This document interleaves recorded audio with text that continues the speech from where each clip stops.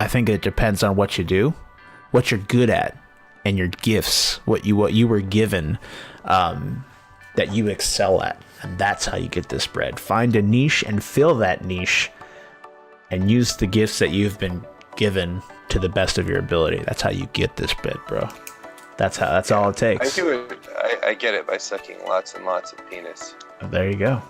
That's all it. See, he found his niche.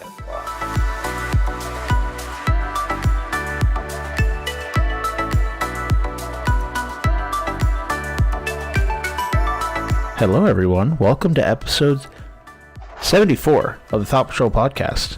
We are back. This week, our main topic, we've been brewing on it, but it's going to be, is corporate greed okay? Should we allow companies to buttfuck us? And to what extent should we allow them to buttfuck us? We're going to give our opinions on that, what we think, give some examples about the changes in the gaming industry, stuff like that. That have probably brought about these the butt fucking we have seen. But yeah, it's gonna be exciting. I'm glad you all can join us. I am Activision, Electronic Arts, EA. God, Ubisoft. It's a lot of it. Ubisoft. Oh, it never ends, and it won't go away anytime soon. But we can still look back and evaluate what we're seeing in the industry, I guess. Talking like we're fucking important people or some shit. But we appreciate y'all for you. I'm super important. We appreciate y'all for tuning in, hanging out with us every week. It is, as you can tell, me and Shawn this week. The two. Shawn and I. Yeah, the two, whatever, big daddies. The probably the most passionate lovers of each other you will ever come across on the internet. I'm making love to him right now. I'm just being really subtle about it. Very, very. It doesn't take much, though. So please disregard any occasional moaning and lack thereof as we record here. But disregard us not moaning. Yeah, because whatever. That's why you tune in. Yeah, exactly. God, you miss a week and you're fucking bumbling over your words like an idiot. Well, I am, at least. That's what happens to you. You get rusty. I'm a rusty podcaster, rusty old man too. But we are back, so that's what we're going to be. Our main topic is we have a lot actually to discuss this week because we did end up missing a week. Last week was a bit hectic. There was a festival I had gone to. I didn't expect to last all day. Then we had audio issues. Like hardware problems, just a whole mess. I spent a whole night trying to fix the issue. The issue was fixed at like 3 a.m. Just a fucking mess. It was a pain in the ass. But here we are back with everything settled. But we're good to go. I think we are. I'm ready. Shawn's ready. Are you guys ready? That's the important thing. We appreciate y'all. I'm ready. I'm ready. Promotion. I'm ready. SpongeBob sounded. Pretty much. That sounded like he was in the Discord call with us, pretty much. But before we go into and we delve into the deeper parts of this podcast, we're going to start with our intro. How everyone has been. It has been a bit.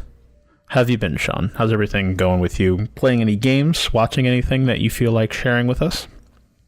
I am playing games, and I did watch some stuff. I got a little bit farther in Soul Calibur.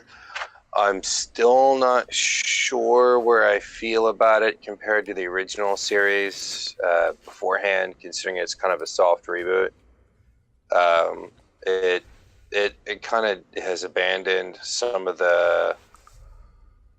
I really don't know if you would consider Soul Calibur. I don't know if you consider it a technical fighter because it doesn't have like reversals and things like that, but it is more of a mobility fighter about positioning and whether you know what attack is doing what, because it's kind of like a scissors paper rock in terms of blocking, and I think your best assault in that game is how you position yourself and reading your opponent's attacks. And you could say that about any game, but I don't, there's not really much in the way of like say reversals and counter reversals and things of that nature. It's got a few now, but it seems to be more positioning and thinking how you're going to jump to your left or your right or what move you're going to follow what with. It just has always felt like its own beast to me, which is one of the reasons why I've always loved it. I've gotten a little bit more accustomed to it. It still feels alien in a way that I can't find the appropriate terms for, but I'm enjoying it. And I went to see Fantastic Beasts Part 2, The Crimes of Grindelwald. That was my big thing last night, which is why we're recording a day later than we usually do.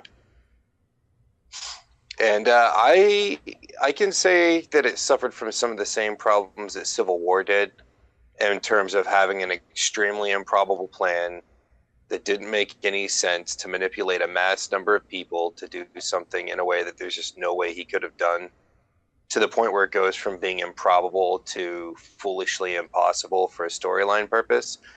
I could have forgiven that, but there's 8 like gargantuan continuity errors, like massive canon smashing continuity errors that I do not understand why JK did what she did or why she wrote what she wrote. And if it ends up something where they just do a instant magic fix in the next movies by going, haha, bait and switch, that's lazy writing.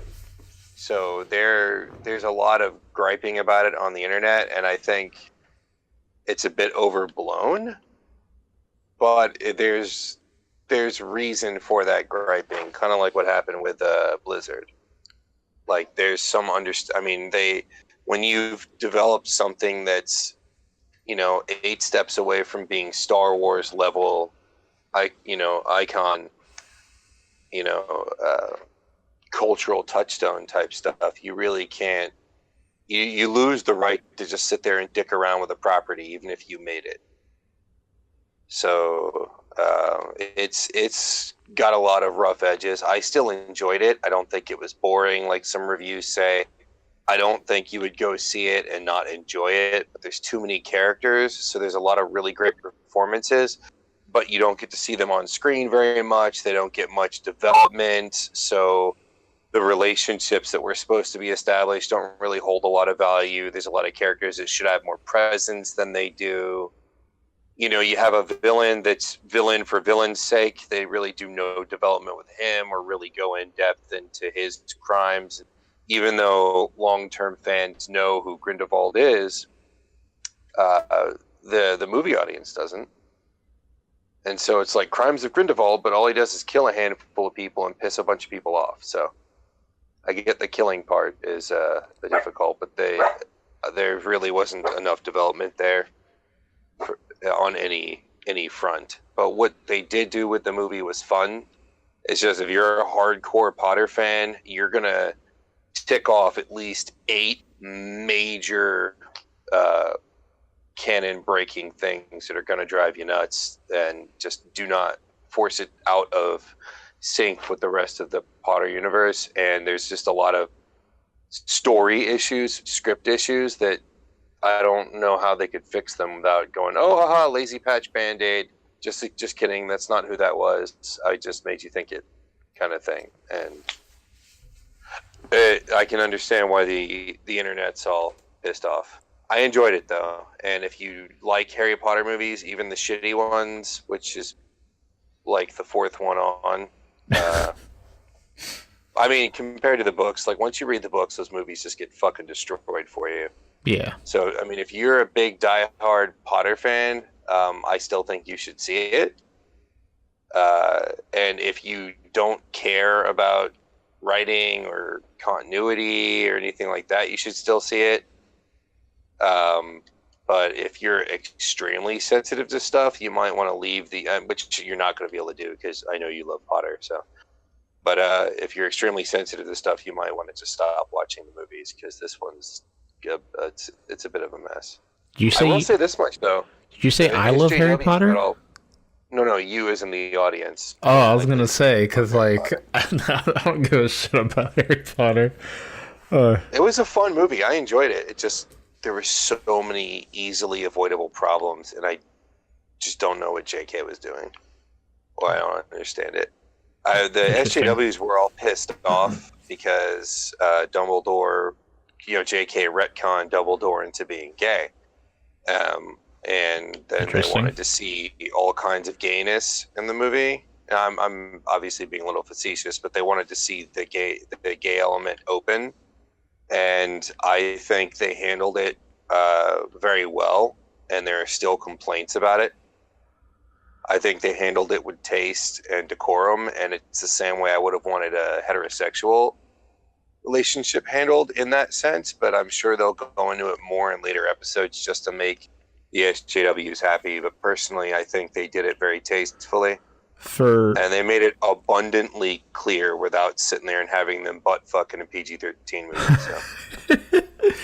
SJWs pissed me off. I'm sorry. You know what they say about PG-13 is they allow one butt fuck, and that's what gets you the PG-13 rating. Yeah, one butt fuck. That's what they always say. There was a scene. There was some a flashback scene, but it's also involved in one of the continuity breaking situations. So I mean, I'll wait like a week or two and then launch into my fucking complaints. So is this, like, I'm thinking timeline, is this before or after Harry Potter? Oh, this is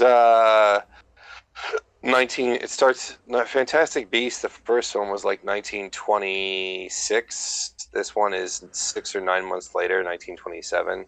And Harry Potter takes place in the late 80s, early 90s. Oh, okay. This is all prequel stuff. Bear in mind, like, some wizards just live abnormally long. It seems like wizards tend to live a little bit longer than humans.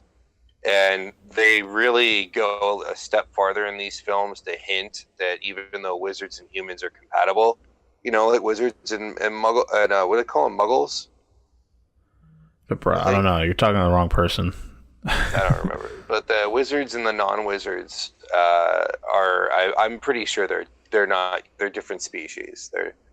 They really kind of hint heavily that wizards and non-wizards, the wizard kind, even though they can crossbreed with humans, like half-elves and half-bloods and shit like that, like, it really seems to me like more and more that wizards are a evolution or something like that. They're not human in terms of like spiritual and physical physiology. There seems to be some differences, or at least the assholes like Voldemort and it's Voldemort, not Voldemort. I think so. Yeah, it's Voldemort. Oh shit. And Grindelwald is supposed to be fucking German. And they've got Johnny Depp doing the same English accent he does in like every movie. So I don't really know what that's all about. Depp's really kind of losing favor with everyone who used to give him money just to be like, oh, it's a Depp movie, I'll go see it. That's really kind of wearing off. Oh god, that sucks. Well, he's just kind of, I don't know, man. He's let himself go. The alcohol and the drugs and shit.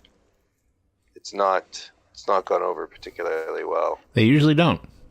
They usually don't go over particularly well. Yeah. Especially with popular people, but beating the shit out of Amber Heard didn't go over very well either. If that indeed is what he did, I think it was just an accusation at this point. I don't know if it was proven. Well, I'm glad that you're doing well. I'm doing quite well myself. I have had 2 games that I have delved quite heavily into over the last 2 weeks, or I guess a week for one of them, or a week for both of them actually. But I've been playing a shitload of Fallout 76 and a shitload of Let's Go Pikachu. Interesting because they are both games that depart from the mainline series to start their own kind of thing, but still exist within the universe. So I'm kind of, it's like, it's the week of the side project, basically. My opinions on both of them are quite positive. A lot of people have been shitting on Fallout 76 for what it's attempting to do, and the fact that people aren't getting another mainline Fallout game. The Pokemon one, I haven't heard as much of a backlash for the Let's Go Pikachu, Let's Go Eevee that I have heard for Fallout 76. even though it's kind of doing the same thing. It might be because in its side projectness, it still exists within Kanto, and we haven't had a first gen Pokemon game in a while that like wasn't the stupid Pokemon Go thing.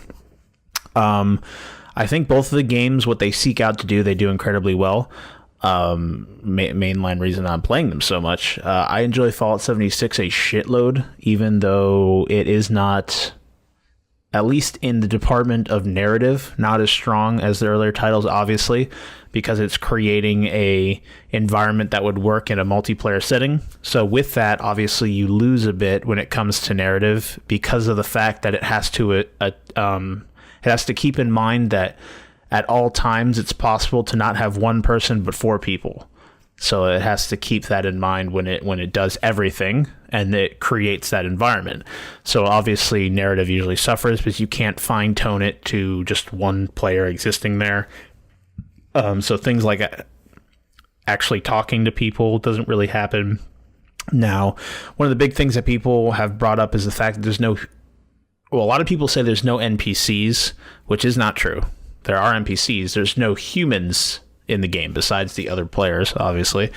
And as I see that as a negative for the same reason I was just describing, it hurts the narrative overall and kind of makes the world a little bit weaker. I still think that what they make up for with the robot NPCs, the other NPCs in the game, and the stories that they still tell in the world design, the way that they unravel these stories to the player or whoever is there experiencing that event, it's still very strong. And some of the better world building I've seen has been in Fallout 76. I feel that because of all the other stuff they had to cut back on with 76, because it was becoming a always online multiplayer experience, they had to ramp up the stuff that they could, the world building, and those other elements to make the game stronger in that sense. So I think that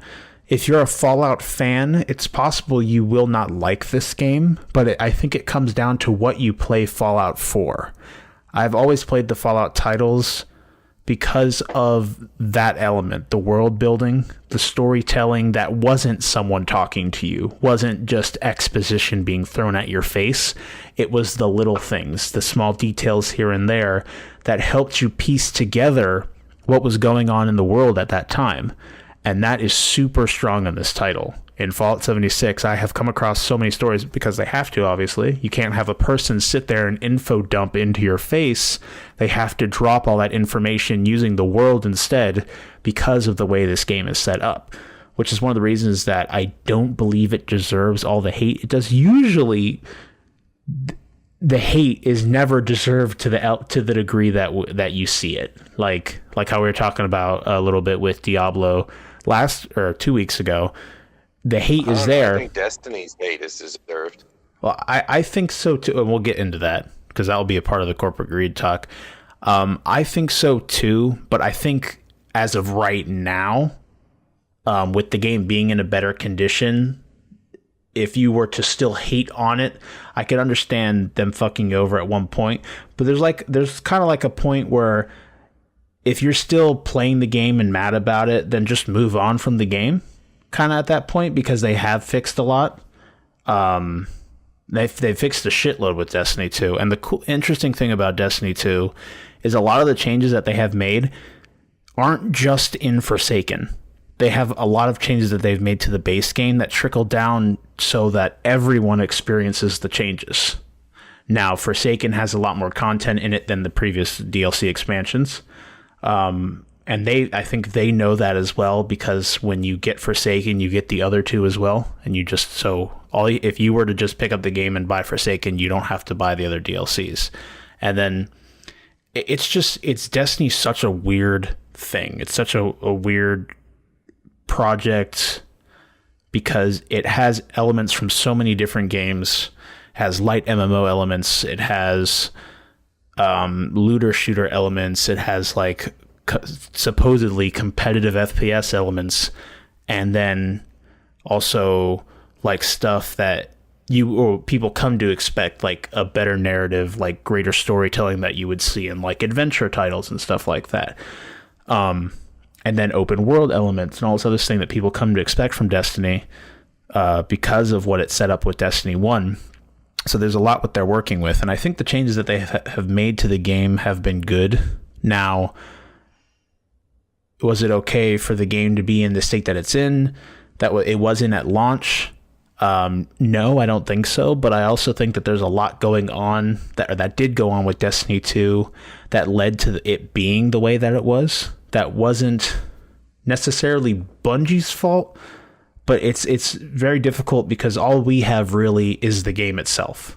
So we take what they sent us and whatever comes out in the news, but there's a lot that goes down behind closed doors that I don't know how much of it is coming from Activision, how much of it is coming from Destiny. In my opinion, I think Bungie needs to get away.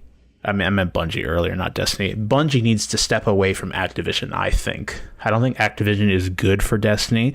Now, I think it was a good starting point because Activision poured a lot of money into making the original Destiny. Like the original Destiny cost like more than $140 million or something like that. It was a really expensive game.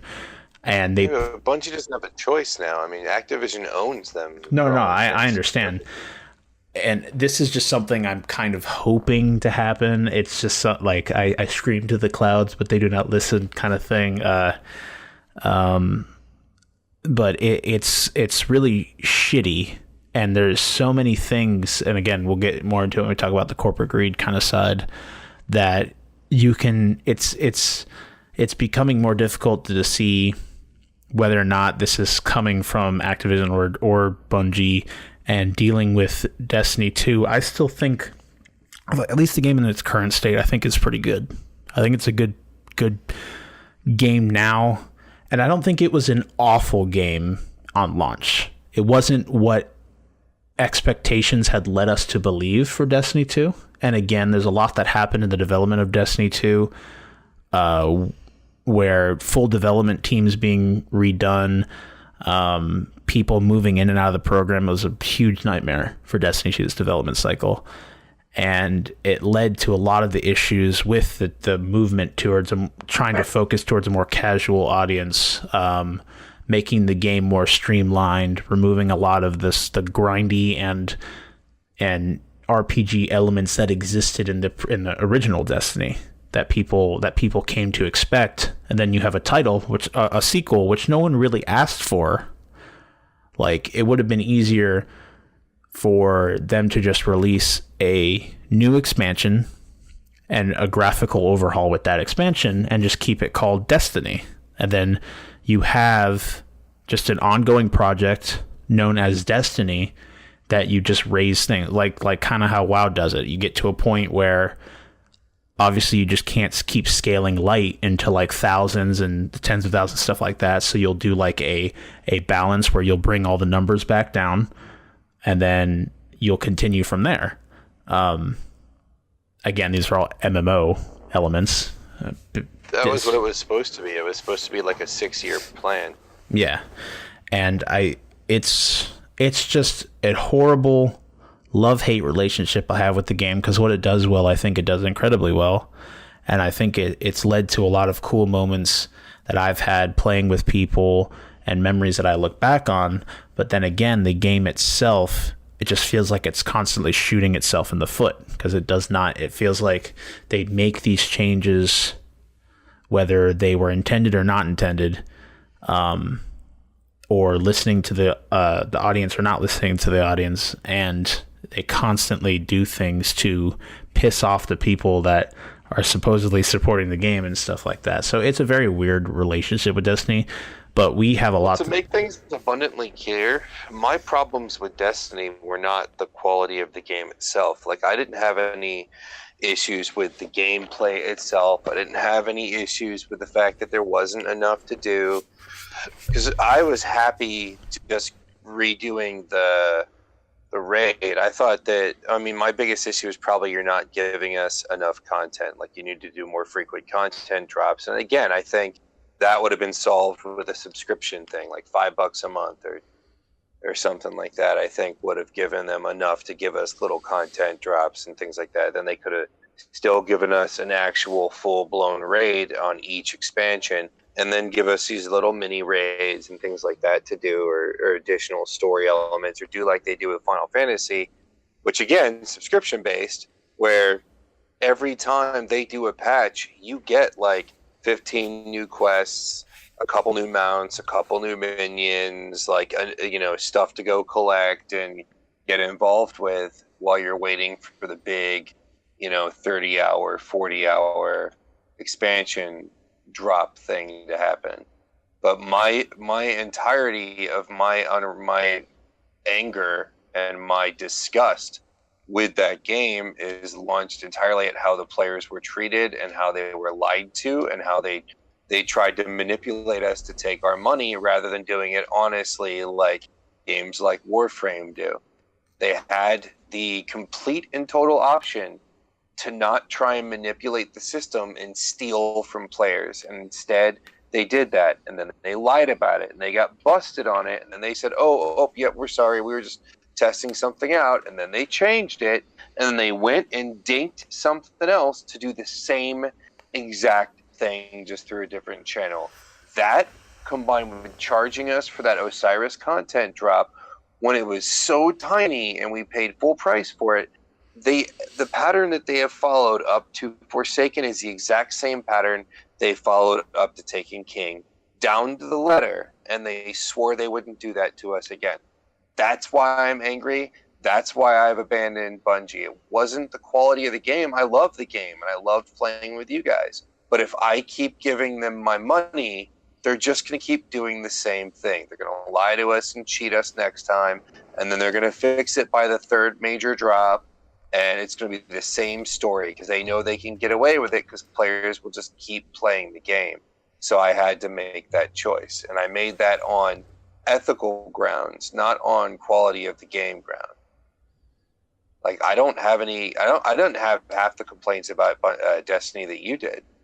My complaints were all entirely ethically based. It had nothing to do, or very little to do, with the quality of the content drops, because for the most part I didn't have huge issues with it. Yeah, I feel you. And again, we'll get into that. We're not talking about the main topic right now. We got to actually get through everything else first, and we'll get there eventually. So I'm glad you're doing good, Shawn. Did I say what I wanted to say? Pokemon's fucking awesome. Even with it being a side project, the only thing really that's different between Let's Go and the regular Pokemon games is the fact it's a little bit more casual friendly. It's a little bit easier. But Pokemon's never been extremely difficult. It's always been kind of a more laid back experience. The way you catch and train your Pokemon are different.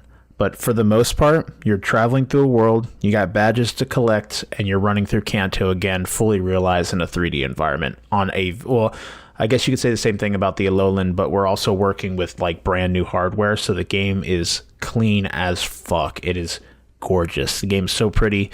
It has elements of a lot of different things, and I'm at the point where I would actually really enjoy if they keep the Let's Go series running alongside the original Pokemon games, but just push them through all the generations and remake all the generations with the Let's Go format. Keep it the same. You catch, the train, and all that stuff.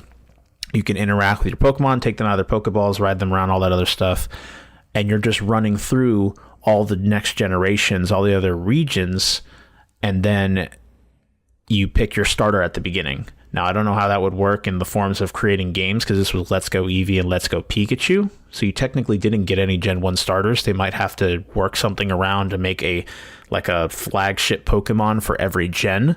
I don't know how the hell they'd go around doing that, but I'd love to have just another Let's Go Pokemon or Let's Go Pokemon game come out in a few years that does the same thing, but it's in the second generation, then the third generation, and the fourth, and then eventually catching up, although it will always be behind, but eventually catching up with or following behind the mainline games. I think that'd be awesome. And this gives me a lot of hopes for the next actual mainline Pokemon game, because this game, again, is fucking gorgeous. It's really pretty. It runs incredibly well. I'm playing it. I didn't buy the stupid ass Pokeball remote thing because I'm not a fan of motion controls at all. And the more I could not be playing Pokemon Go, the better, because I wasn't a big fan of that game. So I'm playing it pretty much in handheld mode. You just kind of use the accelerometer thing to look around, and then you press A to throw the ball. So I'm not throwing, or I'm not looking like an idiot and stuff like that. So I'm enjoying it that way. And I've heard from a lot of people that they think that's like the best way to play the game, just put it in handheld. Although this does prevent you from technically playing. I don't know how you play with the Pro Controller, actually, because I don't own one. But that I don't have Pokemon Go, so I haven't tried connecting or transferring Pokemon or anything like that. But overall, I think the game's super solid, super fun experience. I think it would, if you're a hardcore Pokemon fan, it may not quench that thirst, the hardcore kind of thing. I don't even know if there's IV or EV training in this game yet. I've only played a few hours of it. And you don't fight wild Pokemon. A few changes I think would be really cool to implement into the mainline series is they made a change where normally when you walk around in Pokemon, you have the brush. If you step in the brush there, every time you make a step into a new brush, there is a chance that you will encounter a wild Pokemon. The screen will flash, you get a cool animation to fly by, and then boom, you're in a battle. Kind of like old school JRPGs kind of thing. But they've changed it now where the Pokemon actually exist in the world. You can see their models when they move around. And I think that does a lot to make it feel much more, I don't know, it's like a little bit less video gamey. It makes it a little bit more immersive because you actually see the Pokemon you're going to be walking into to catch. And I think if they implement that into the mainline game, that'd be really cool. And it makes it a little bit more exciting walking around areas because it's not just walking in a cave until you run into the Pokemon you want to see. It's like, holy shit, that Pokemon just popped up over there. I'm going to haul ass and go engage it so I can try and catch it. So I think I really enjoy that change a lot. I like the interactivity with Pikachu. I do have the Pikachu version, so being able to pet him, feed him berries, blah, blah, blah, put clothes on him, all that shit. I think that's all really cool. Although the moment, I don't even know if I can take him out of my party, but the moment I get like a team set up, that fucker's getting kicked to the curb because Pikachu's a trashy Pokemon. Much rather have, like, I found a Charmander just chilling. I like almost shit my pants because I was just going along a route to Pewter City and a Charmander popped up. I'm like, holy shit. So I caught him. So he's part of the team. It's just super nostalgic, super fun. And just overall a very just engaging and fun experience. That being said, because of Fallout 76 and Pokemon, I have not touched Red Dead at all. I have not turned on my PlayStation at all. So that's going on. A lot of people are coming close to finishing Red Dead. I'm at the point where I enjoy the game, and I've heard the story does ramp up, but I have not really enjoyed the story all that much. It's just okay. It hasn't blown me away. I'm not too engaged in that aspect, but the rest of the game I think is so well done. It's what kept me engaged that long initially. But then here comes Fallout 76, and then here comes Pokemon, and then it just absorbs all of my time. Like, Fallout's been out since the 16th, and I already have 41 hours in it, I think. 42 hours in it. I've been just absolutely blowing away through that game, and I'm level 43 or 44 at this point. So I've been enjoying it, trying to get to endgame content. I'd love to shoot a nuke at one point, and just kind of mess around with that. Been having a lot of fun playing with a few of the community members. The server crash? What happened? Did you hear about the server crash? When did that happen? I know that originally when they were a batch of players that set off 3 nukes on the server at the same time. Yeah, I did see a thumbnail for that. Yeah, it crashed the server. That's fucking insane. They did release a patch today that they increased stability for servers, so I don't know if that's in regards to what those people did, but they just had a huge performance patch drop today, like really huge. I heard it was like 40 something gigs on console. It was like 15 on PC. So huge performance changes. I know they're working on implementing FOV sliders and increasing the stash limit, because you get a little box every time you interact with this box in the world, it's like a stash that's connected to your account. So it's like a whole extra 400 pounds of shit that you can stow away in a lockbox. No one can steal it from you. No one can do anything with that. It's connected to your account. The limit thing is it's limited at 400 pounds. I hit the limit within the first 10 hours of play.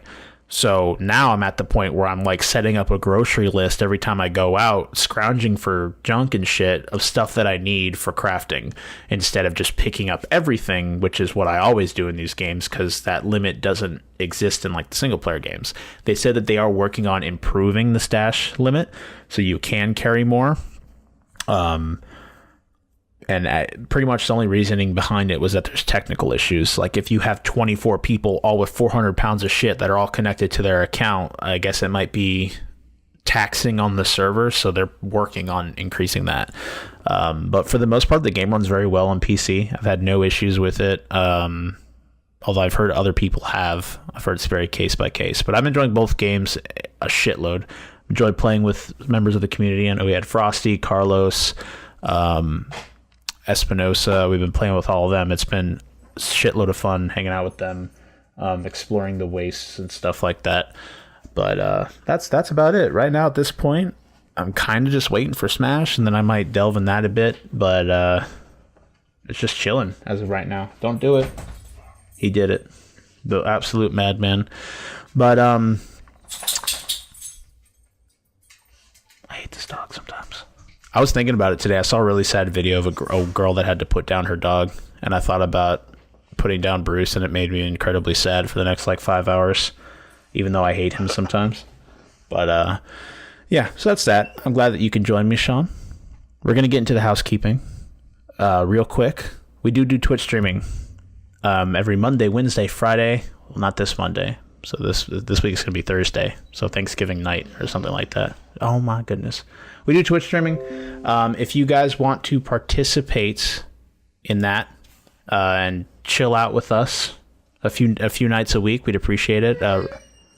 Oh my lord, this dog, Shawn. Apparently, he would too. Yeah, amuse the audience for 10 seconds. I'm Henry the Eighth. I am Henry the Eighth. I am. I was married to the widow next door. She's been married 7 times before, and everyone was Nennery. A Nennery, never a Willie or a Sam. The eighth of all them Henrys. Henry the Eighth. I am. Henry the Eighth. I am. I leave for 7 seconds, and this is what happened. All right. Thank you for that. So we do Twitch streaming. It's also a good way of supporting the podcast if that is interesting to you. I just dropped in Discord recently. We did get some hardware. It was the first community funded hardware for the podcast, so that's really exciting stuff. And that I'm using it actually right now. It's a mic boom, so the vibrations of any table will never be heard on the podcast again because all of our mics will be suspended from now on. So that's cool. I keep all the money that you guys send to us, donate through whatever means. I keep that aside, and that goes straight back into the podcast. We don't use it on ourselves. We don't technically need the money. It just helps with expenses, if you get what I'm saying. So we do appreciate all the support you guys have sent to us, all the love, all the just even talking to us. We appreciate all that a shitload. It really makes doing this every week that much more rewarding. That being said, we do in fact have a Discord. You can hang out with the community, talk with some people, chill out, and just get announcements there. It's really the best way of getting involved with the community would be through the Discord. We have all the hosts there as well. Hang out, start some conversations, send some pictures of dogs, drop a dank meme or two. It's a good way of getting involved. Also, if you hear anything, what you think about corporate greed, what you think about Destiny 2, what you think about the new games coming out, you can leave a comment below on the YouTube video or through some of the podcasting services that is possible. They do that. Also, while you're there, feel free to subscribe, hit that bell, get us every week. Also, you can subscribe on the podcasting services. We do come out every Tuesday at 8 a.m. Excuse me. We also have a Twitter, at ThoughtPatrolPD. We drop announcements there. A Facebook page, as well as a sister Facebook page, The Streaming Geek, the regular Facebook page, is at Thought Patrol Podcast, or however you search, you'd find it that way. Again, announcements, if we do polls, all that stuff's dropped over there. And finally, we do iTunes reviews. If you guys want to help us out there, help us, our podcast show up more, you can leave an iTunes review, even just stars. You don't necessarily have to write anything. Whatever you think we deserve, we'd appreciate it. And finally, well, that's everything. We're going to get to our mailbag. So we have a few questions this week, actually, because we did miss a week. So we have a bunch to talk about. First things first, Carlos Perez Skates asked us, what's your favorite Ice Cream Man story? I have no idea what this is in regards to. But Shawn, do you have anything that ever involved an Ice Cream Man that you can recall from your past? Like whatsoever. What's my favorite Ice Cream Man story? That's what he's saying. My favorite I don't even know, man. I don't really have. There used to be an ice cream guy that would go around my neighborhood where if you went up and you ordered a firecracker, he'd sell you weed. I never ordered a firecracker because weed's never been my thing, but he would sell joints. My favorite ice cream story off the top of my head was Eddie Murphy's "You Ain't Got No Ice Cream" bit, which was fucking hilarious. That's really there was when I went to a water park once, and I guess you're still an ice cream man if you're not in a truck. So there was a woman running, or a girl actually, because I think I was in high school at the time, maybe, I don't remember. Oh, but there's God. this hot girl running the ice cream booth. There's Okay. two girls, and I went up with my buddy, and it was a group of guys who we went to this water park, and so he was talking to the one. He basically ran wingman for me. One of the few occasions somebody actually swooped in for support, because her friend was definitely not the most visually appealing of the two. Not to sound like a complete douchebag, but it's true. So he swooped in because I immediately clued in with the blonde girl, and he looked at me and he looked at her and then he looked at her friend and then immediately just engaged. Like swooped in like a vulture. Yeah, dude. The thing is I'm like the ideal wingman. Like I have always been there. I've done extremely well for my friends, but they've never returned that favor, and this was the one time that they did. So I ended up talking to this ice cream girl for like 45 minutes. Like I ended up delaying our departure by like a half an hour because I went back to talk to her. Jesus. But got her phone number, ended up kind of heading out there and seeing her a couple of times, had a lot of fun with her. That was a good time. Not a particularly entertaining story to tell you about, but it was super fun. It was probably one of the first times that I scored a total stranger's phone number like that. Nice, bro. I remember. Normally, there was a lot more work that would go into it. Like you would go back to where they worked and get to know them, or you'd hang out in the same circles for a while before you actually slid in like that. And it's the first time I talked to her. And slid in. It's totally not like a sleazy way of putting that. It was a pretty fun experience. Well, our relationship was definitely not. It had its sleazy elements. It was mostly physical, but we had a lot of fun. Oh, I'm glad you enjoyed yourself. So, yeah. Well, that's all I got, really. I'm thinking of an ice cream man story. How about this? It has nothing to do with actual ice cream men, but I remember because I can't think of anything for ice cream man. We didn't even have an ice cream man when I was a kid. Like one didn't come through our neighborhood ever. Not that I recall, at least. So it might have been one of those things where I had a friend that always told me that his dad had told him when he was young that when the ice cream truck was playing music, that means they ran out of ice cream. So every time he heard the music, that was horribly cruel. I know, it's so messed up. So every time he hears the ice cream truck music, he's like, "Oh, they're out of ice cream." I just imagine him as that as a kid. Feels so bad, man. But when I think, can you imagine what it would be like to find out your dad lied to you about for that long? Yeah, dude. Wow. Oh man, just didn't want to give his kid a few dollars every time the ice cream truck came around. I always thought the idea of it, like shitty dad award of the year. Yeah, how do ice cream trucks work? Are they like Do you just buy an ice cream truck and sell ice cream? Do you have to like spend money to own a route, or do you just drive it around? I have a business license, but that's all I know. I don't know the inner workings, the inner mechanisms of the ice cream industry, ice cream truck industry. Yeah. But whatever time I think Ice Cream Man, it brings me back to like Halo 3, that one custom game mode that you could play where it's Ice Cream Man is the name of the map, and then the name of the game mode is Fat Kid. And basically, one person is put in a warthog, which is like the ATV thing that you can drive around, and the rest of the people have to get to the end of like a straight corridor, but they're really slow. The only thing you can do is kind of jump, but you walk very slow, and it's the goal of the Ice Cream Man to run over all the fat kids.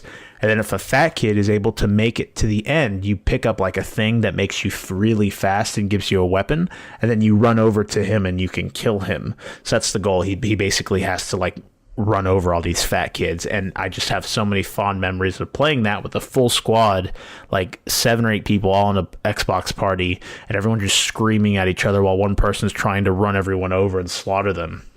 So I don't have any like actual like straight memories. It's just like a broad memory of that comes back to me when I think of Ice Cream Man. But for being just a kid and ice cream, I don't remember that too often. I do remember we played a shitload of Manhunt when I was a child, where it's like one kid's the Manhunter, and then you set a safe spot, which is usually the base for the Manhunter, and then everyone else goes out and hide. It's basically like advanced hide and seek, where if you find someone, you have to like run up and you like wrap your arms around their waist and you have to hold them and count down. I think it's from like 3 or some shit. And then you've captured that person. But if someone gets to the safe spot, then they're safe and they can win the round that way. And then I had this like really good spot that was in there's like roads that lead in and out of our cul-de-sac. And in the middle of them, there's a shitload of like really tall, palm trees, and they're surrounded by a hedge, and the hedge is pretty tall, so you can just hop over the hedge and sit behind the hedge where the palm tree is, and no one ever fucking looked for me there. And what I would always do is when they gave up, I would move somewhere else and get caught somewhere else on purpose so they never found my spot. And I almost won every game, but it was like, it's almost like a battle of endurance at that point, because it's like, are you going to sit there and wait until someone says to give up, or are you going to get tired and move from your spot kind of thing? I don't know. That just came to mind. But Ice Cream Man, barely ever had an interaction with one. I bought ice cream from people before, but for an Ice Cream Man, nah. I didn't have a dude driving around in a truck playing music from his car.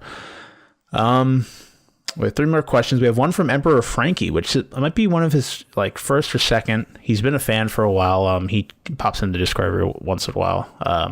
He sends in a question. Legit topic, bros. How do you get this bread? And what do you do on days when you don't feel like getting this bread?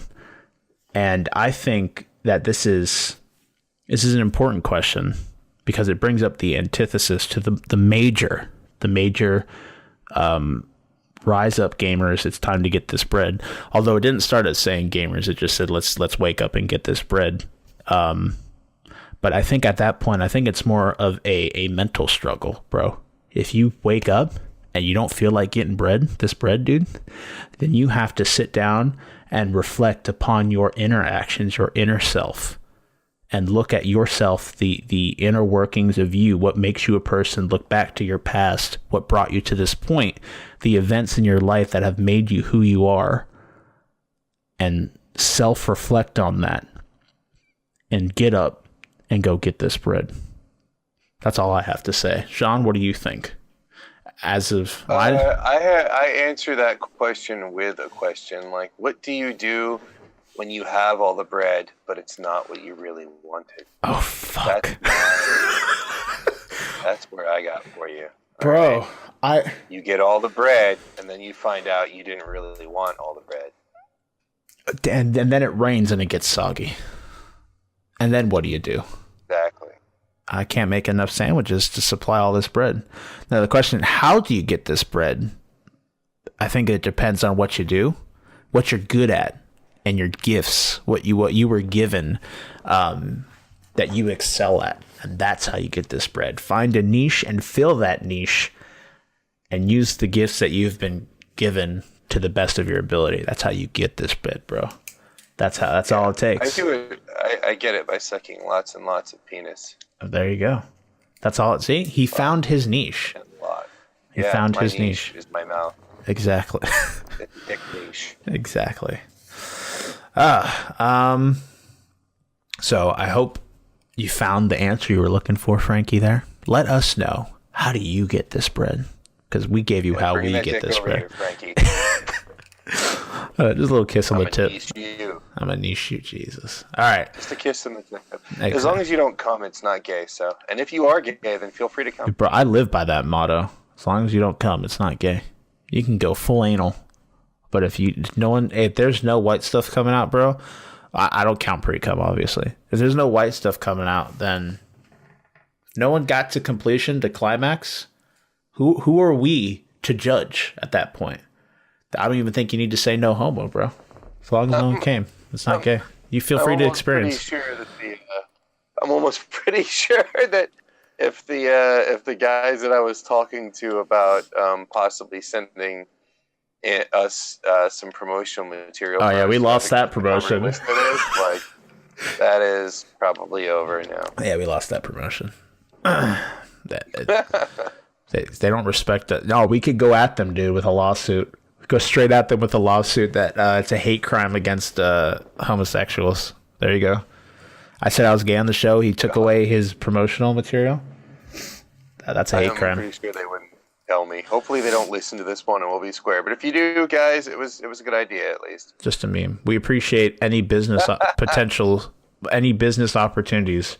We would say all the good things about your product and none of the bad. That's what you do, right? Oh, I'm messing. All right.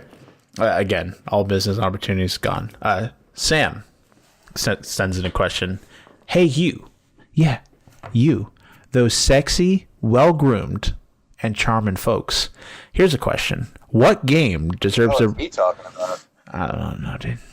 He might have sent this into the... he might have sent this into the other podcast he listens to. That's probably what it was. Yeah, he sent it to the wrong Discord. But we'll answer it anyway. Don't worry about it, Sam. What games deserve a reboot and or sequel? And on the flip side, which games do not need a reboot and or sequel? Y'all stay sexy. Don't drink the punch. It's spiked. And we're going to drop your clip after your second question. Drink spiked punch? That's the whole reason to drink it. Well, spike with roofies, bro. Again, that's the whole reason to drink it. What do you think needs a reboot and or sequel? Just give me an example. Once again, return to Alundra and Trap Gunner as two of my first choices. Okay. I'd also like to see some of the classic PS2 era and PS1 era JRPGs make a return, like the Ark the Lad series and Wild Arms. I think Wild Arms would do. It got I wouldn't say a reboot, but like a hard remake. Like they remade the original storyline, but they added characters and dungeons and shit like that. So interesting. They remastered it, and it was just a much better game overall, like better graphics and nice, a lot deeper story because they were able to do more with it than they could do on the PS1 disc originally. I'd like to see them bring that back, either start it over again, just do it like a third remaster of the first game, and then do the second one and kind of kick off from there. That'd be really nice too. Nice. And something you do not think needs a reboot and or sequel? Modern Warfare? I was going to say, stop making Call of Duties. We don't need any more Call of Duty. Nah, that shit will go. Call of Duty, do one like every 4 years. Not 2 years even. Every 4 years, and then take those resources and those dev teams and use them to make some of the other games you used to make before you became fucking idiots. That's my suggestion. I think that's a good suggestion. For games that I think deserves a reboot and sequel, actually keeping in line with, we just received Spyro. They just completely remastered those games. I'm going to count remasters in this question. I would really love I would adore to see them go back, take Banjo-Tooie, Banjo-Tooie, take those games. Done that. Did they? Yeah, they did it on the Rare collection on Xbox. No, did they like completely recreate the engine and shit for that? They remastered like Spyro? them. I don't believe I believe so. If they haven't, and I would like to see the Spyro treatment on Banjo-Kazooie, Banjo-Tooie, and if they did do that, bring back Glover. Bring back Glover. I want a complete remaster of Glover. There's only one game, and it failed financially, but I will be the one person to buy a remaster of Glover on the Nintendo 64 because I thought that game was very weird, but I enjoyed it for what it was. It was a weird game, and it scared the shit out of me as a kid, but that like those memories I won't forget because it was like almost like a surreal experience. So I enjoyed that a lot. So give me that game back, and I'll take it. What I don't think needs a reboot and or sequel, the Final Fantasy VII, the one coming up. I mean, I think, well, at least the way they're, again, it's weird, but I'd rather it stay turn-based, like how it was, even though it's kind of turn-based, but kind of not turn-based, and you move around, and it's like active turn-based. I would like it just to be turn-based still, with like all nice new-looking models and stuff. I don't know how well that fits. I mean, that's bullshit, because Dragon Age just came out, and I'm pretty sure that's still a straight turn-based. I don't think you move around in that game. I don't remember exactly. But Dragon maybe Age, I thought you could switch back and forth between it. Like you, I it's think been a long time since I played it, but I thought it was. I think they have you would actively control one character at the time, and then the other characters would control themselves and actively attack and defend and cast spells, or you could switch modes and do like a turn-based thing. I think they might have two modes for that. I've only seen the gameplay for the mode where it's just a cinematic camera panning around the party, and then you pick an attack and they do the attack. There's an animation that plays, and then it returns back to the cinematic camera panning around the party kind of thing. Not the like active turn-based stuff. But I can't really think of something I would not like to see a reboot. I'm usually all for reboots, especially if they're updating the game graphically. Like the Ratchet and Clank reboot was fucking awesome. Reboot, then they'd have to update it. No, yeah, I know. So I'm usually all for them. Like the Ratchet and Clank one was fucking awesome. From what I've heard of Spyro, it's really good. Although it'd be cool to see Jack and Daxter get the treatment. Fuck, dude, yes. I would adore really that. Good story. It did, and the gameplay was solid too. Remake the original Beyond Good and Evil before the sequel comes out, so that, or at least after the sequel comes out, so people can see what the original adventure was like. Yeah, that'd be pretty cool. I still don't know what that new game coming out is even about, like at all. All I know is there's a pig in it. I don't know. I don't understand, because there's like dead characters that aren't dead anymore, and this isn't the kind of world where that's characters possible. Can be res. Like death is permanent, and I don't know, man. It's going in a weird place, but I am psyched. I'm sad who's developing it, but the original one, I expected to hate it. It's extremely linear. It doesn't look like your typical video game. The art style went from like a more comic book, like an Image Comics grittiness, to a very cartoony thing. They changed a lot of stuff, but when you play it, it's more like playing through a really great like adventure cartoon movie. Like the voice acting is all very fun. The characters are all very unique. They're all super unique to each other. It's just a very colorful, very immersive adventure game. You know, it's got its platforming and its action, its combos, all that shit. But I just had so much fun playing that game, and I really did not expect to. So I think I went in like zero expectations with somebody telling me, dude, you gotta play this game. I'm like, dude, I'm not gonna like it. And then I fucking played it. I was like, dude, you were totally right. Let me suck that dick. You know. So started young. I like it. It was a really. I wished we had more games like that.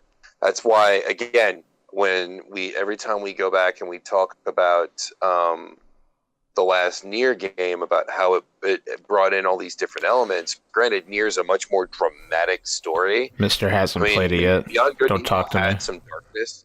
Pardon? Yeah. Well, anyway, like Beyond Good and Evil had darkness to it. People were being slaughtered and canned, but everything else surrounding it was a bit more lighthearted, except for when I think they killed like one or two supporting characters, but it just incorporated all these interesting elements. There's like two racing elements, and there was a few puzzle elements, and then it was such a solid game. I'd like to see that come back, and it is. So I guess I thought of another. You know what? I don't think needs a reboot. I know we're focusing mostly on reboots here, but we said sequels, and that's Call of Duty. I don't think, because I've heard talks about it, and that people kind of want it, but I do not think Fallout 3 needs a reboot. But I've heard people saying that they want a reboot for Fallout 3. But for Fallout 3, I've played that game so many fucking times that I would have no want to go back to that world. I'd rather than make a just brand new game. Because Fallout 3, although it looked like shit comparatively, I don't care to go back to the world even if it looks nicer. I'd rather than just make a brand new world for us to explore kind of thing. I always thought it'd be cool for Fallout to get a treatment not in the States, but like in another country that was possibly nuked. I don't know how widespread the nuclear destruction is in Fallout. Weren't people begging for Fallout Japan or something like that? Or was that... that was Assassin's Creed. Yeah. I think Fallout in an Asian country or like a super European country. Like Italy or something. Like there is the communist China that's like the big enemy, like the Red Star kind of thing going on. It'd be cool to see if the U.S. nukes landed in China. I don't know who nuked first, but the U.S. nukes landed in China to get like a tell of the story from China's point of view and like the Chinese side. I think that'd be pretty cool. That would be really cool if they do it right. Yeah. Yeah, that would actually be pretty cool. And they could even do the Hollywood thing and suck China's dick and get them in on the dev team, and then they would get support money from China because it could tell China's side. And Fallout players are going to play it whether the U.S. is seen as a bad guy or a good guy. And if you look at it from the Chinese side, we'd have to be the bad guy, but it would still be a fresh story idea. Yeah, I think that'd be pretty cool.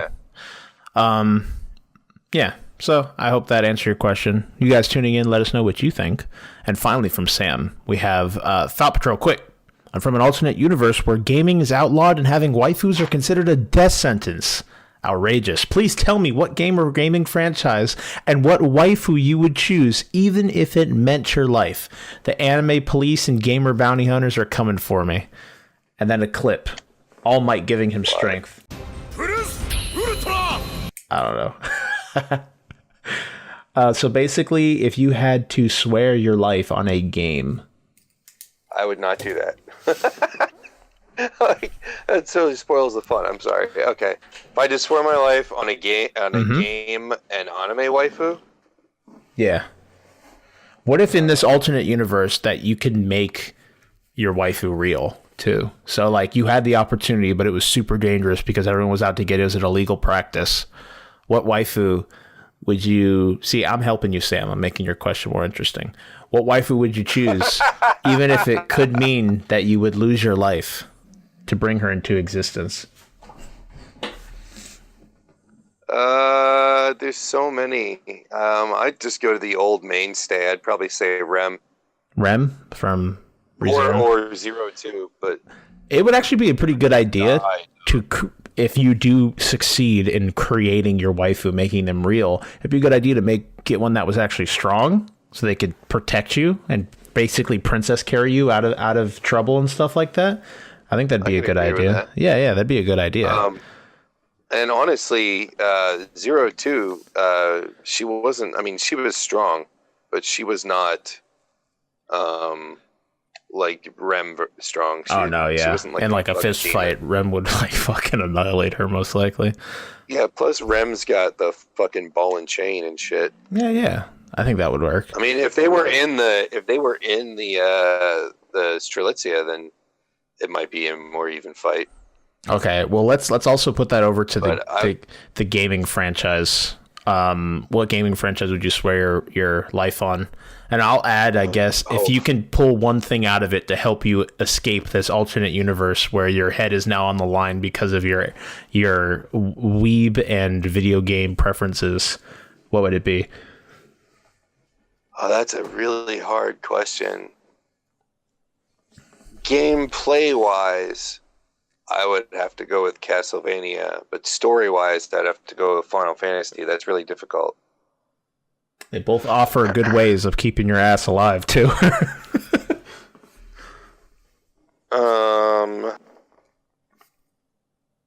Shit. I'm gonna go with Final Fantasy because I got summons. Bruce wants to come back in. Gods and bring them in, So yeah, I'd probably say because you got magic in Final Fantasy 2, and if you're using one of the ones with materia, you can just slot shit in and out. So if I need to be support and heal Rem while she's whooping ass before we go bang that night, sounds like a plan. That'd probably be what I do. Does that answer the question, or was there another part to it? No, that's pretty much it. He had to go because they were on his ass. So I'm gonna actually be fresh here, because whoever's listened to this podcast would automatically assume I'd go to Nier Automata and 2B. But we're not going to do that. I'd say for a waifu that I would bring with me, bro, I would die to just... This is actually a waifu we've had, a recent waifu. If I could die, this would not help me whatsoever in the events coming, but I'd bring Rika, what's her name? I think it's Takarada. I'd bring her to life, the one with the thick thighs on Gridman. I'd bring her to life. And just seeing her in full-blown glory for like half a second before I'm decapitated would probably be enough. I'd die a happy man. Like, right before your head flies off, you'd be like, worth it! Yeah, pretty much. But for someone that could keep me alive in this awful alternate universe, shit. There's like so many options that come up. I can't think of a solid one. You see the struggle, man. Like, every show usually has like some chick that you're like, I totally want to bury my cock in that if she was real. But I'm not going to say that out loud because she's cellophane or digital and doesn't look like a real person. Yeah, that's handwriting. I just did. Fuck, dude. Superpowered waifu. Here we go. Top 10 list. Top 10 super-powered waifus. Are you going to use somebody else's shit? You can't do that. No, I'm going to look for... All right, this question is done. We move on. No, fuck you. I'm looking for cheating. options. I'm not cheating. Oh! You were totally cheating. I went strictly from memory, which wasn't the best option, but that's what I went with, and I was able to do it. This isn't cheating. I'm refreshing my memory. Wow, this list is awful. That's absolutely the epitome of cheating. This list is awful, so it doesn't matter. I would bring I saw a picture of Sonic. I was about to say Sonic. I would bring what's her name? I'm sorry, did you saw a picture of Sonic on a waifu list? It was in the background. It was a forum. That almost went to a really dark place. Yeah, a really dark place. I would bring I guess I could bring one of the Madoka Magica girls to life. I think that'd be pretty cool. They're children. They're legit children. They're not even like... I never said I had to fuck it. I'm just saying that she would keep me alive. That doesn't mean you have to fuck it. Waifu does not mean you're fucking anything. A lot of waifus are just... I'm sure that's exactly what it means. Oh my god. Shawn trying to get me to actively like, oh, you fuck a kid. Let's see, waifu. Waifu refers to, I guess, considers a wife or husband. Okay, never mind then. Well, I don't think Rem's 18 either, so you fucked yourself over. Rem's a demon, dude. She's fucking immortal or something. That doesn't count. That's like saying Rem is 18. the vampire bitch from Bakemonogatari, even though she's like 12 for a majority of the show. Oh no, she's 1,000 years old. Body. She's not a 12-year-old.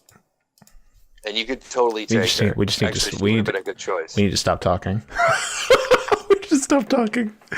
I'll have the FBI knocking on my door, boys. I would pick a Wow, I can't believe I've sat here this long thinking about this. What are we actively watching? I can't either. I would pick Asuna from SAO just to get out of this question. And then for video games, something I love Near to Death, but I'm thinking of something else that'd be an actual decent answer. It's not something you guys have heard a billion times. Fallout, I guess. And I'd bring a Fat Man with me, mini nuke launcher, and about a couple of mini nukes. I think we'd be good to go after that. And then I'd say fuck you to that universe because I'd radiate it to shit. So that'd be exciting. So there. Let us know what your guys' waifus are, or a waifu that you would bring to life to help you in a death-defying situation. Bro, we're going to be deep into the fucking corporate greed talk, and I'm going to think of an appropriate waifu as we get there. I'm calling it right now. It always works. Yeah. All right. You're like, oh, I've got it. And I'm like, why are you talking about peanut butter and jelly? Oh my gosh. Dude, like, everything I've thought about up to this point, nothing comes to mind. That's like appropriate. Let me see. Yeah, go ahead. Gravity Girl from My Hero. She'd be kind of helpful. Not helpful enough. Ryoko from Kill la Kill. That'd be kind of helpful. As long as you don't make her angry and then she kills you too. Yeah, you got a point there. Dude, I got it. Perfect. Canonize her as lesbian? No. Perfect answer. Answer.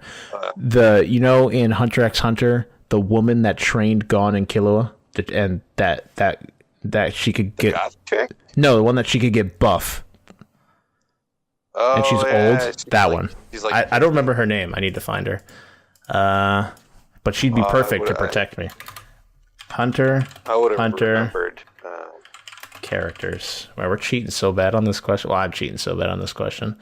List of Hunter characters. Yeah, whatever. Fuck you.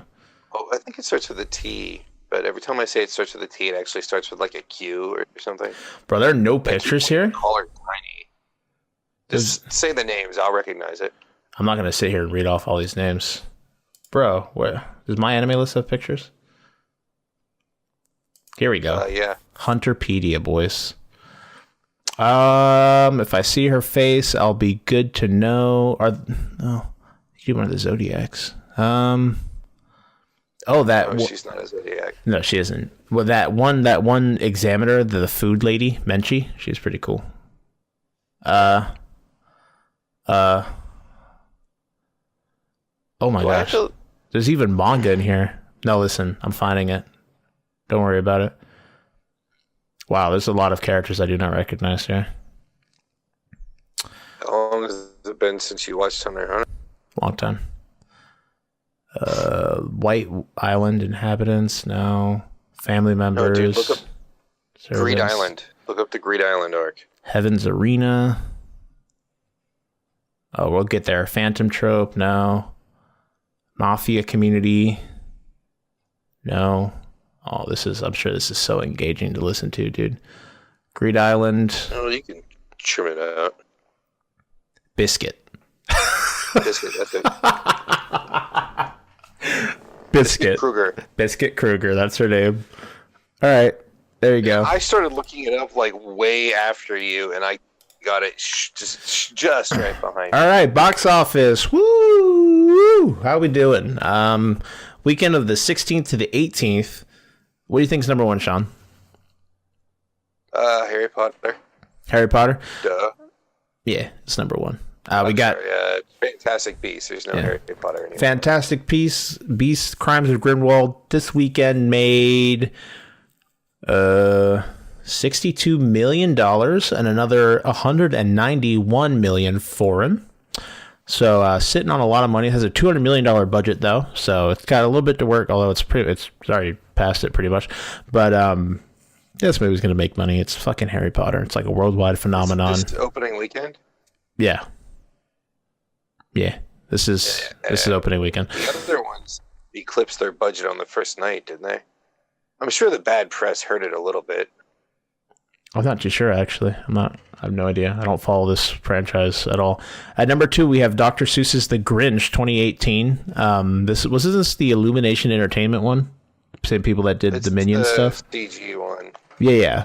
And it had Cumberbatch, right? As the Grinch. Oh, I don't know who's playing the Grinch. I think it was Cumberbatch. I just because I'm a diehard Seuss fan, eventually I will see it, but I'm getting tired of them constantly fucking around with Seuss properties and not sticking to something, like in terms of like the animation style or how they want to do it. Like they did live action, and then when Mike Myers just fucked that all up, probably the director too. I couldn't entirely blame him, but when that went to pissed, then they started doing CG ones, but then they fucking switched that all around and started doing a different version of that, and I'm just absolutely... My 2 favorite versions, OG obviously, and then I like the Johnny Depp one too.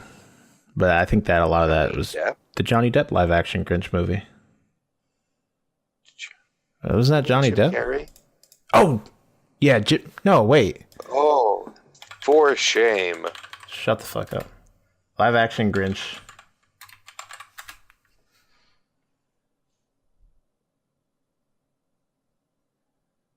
Anthony Hopkins was the narrator? It is Jim Carrey. Whatever. Of course it's Jim Carrey. When have I been wrong about a movie ever? That one. Fuck you. I suck with names. I'm trying to get better. It's not working, obviously. I like that movie. This one made $38 million in this weekend. It's sitting at a total of 152 worldwide, and its budget was 75. So it's pretty much made its money back, and it's in its second week. At number 3, we have Bohemian Rhapsody, pulling in 16 million for this weekend, sitting at a total of 385 million. Caitlyn went to go see that. She said it was pretty good, sitting in its third week. At number 4, we have some Instant Family. I have no idea what this is. Pulled 14 million for the weekend. Just add water. Sitting... yeah. Oh, I think it's that one. Is that fucking Mark Wahlberg? Wait. Will it tell me? Does Box Office Mojo tell me? It does not. It looks like Mark Wahlberg. Someone let me know. But I don't give a shit about this film. At number 5, we have Widows. The only thing I know about that, it has the woman from Fast and Furious and the woman from How to Get Away with Murder. That's the only thing I know about that movie. It made 12 million for the weekend, opening weekend, with a worldwide pull of 19 million, with a budget of 42 million in its first week as well. Some other ones that came close. We have Overlord in its second week. It's only made about 32 million total. That's the horror movie, right? Yeah, the J.J. Abrams one, the zombie one. It's not zombies. It's like rabid super soldiers. Yeah. Whatever, yeah. Close enough. The Girl in the Spider's Web pulled 2 million this weekend, sitting at a total of 26 million worldwide. I never saw the Dragon Tattoo one, but I heard it was slow.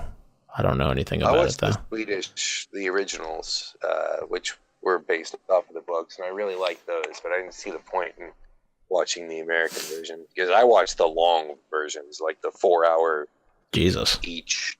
Yeah, there's like, I don't remember how many movies there are, but they're really interesting, but it's just a bizarre kind of hodgepodge of movie genres. Well, that's that pretty much. And so those are box office tops. This was doing well. Let us know what you guys seen, what you think is good, what wasn't too good. Again, comments, Discord. Just let us know. We'd love to hear from you guys. So we're going to move forward. We have our review corner.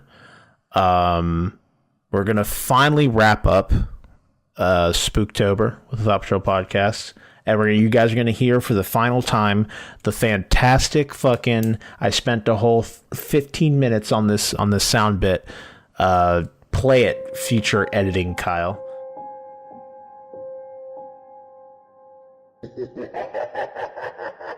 Welcome to Spooktober with the Thought Patrol podcast. Come in if you dare. You're in for a scare.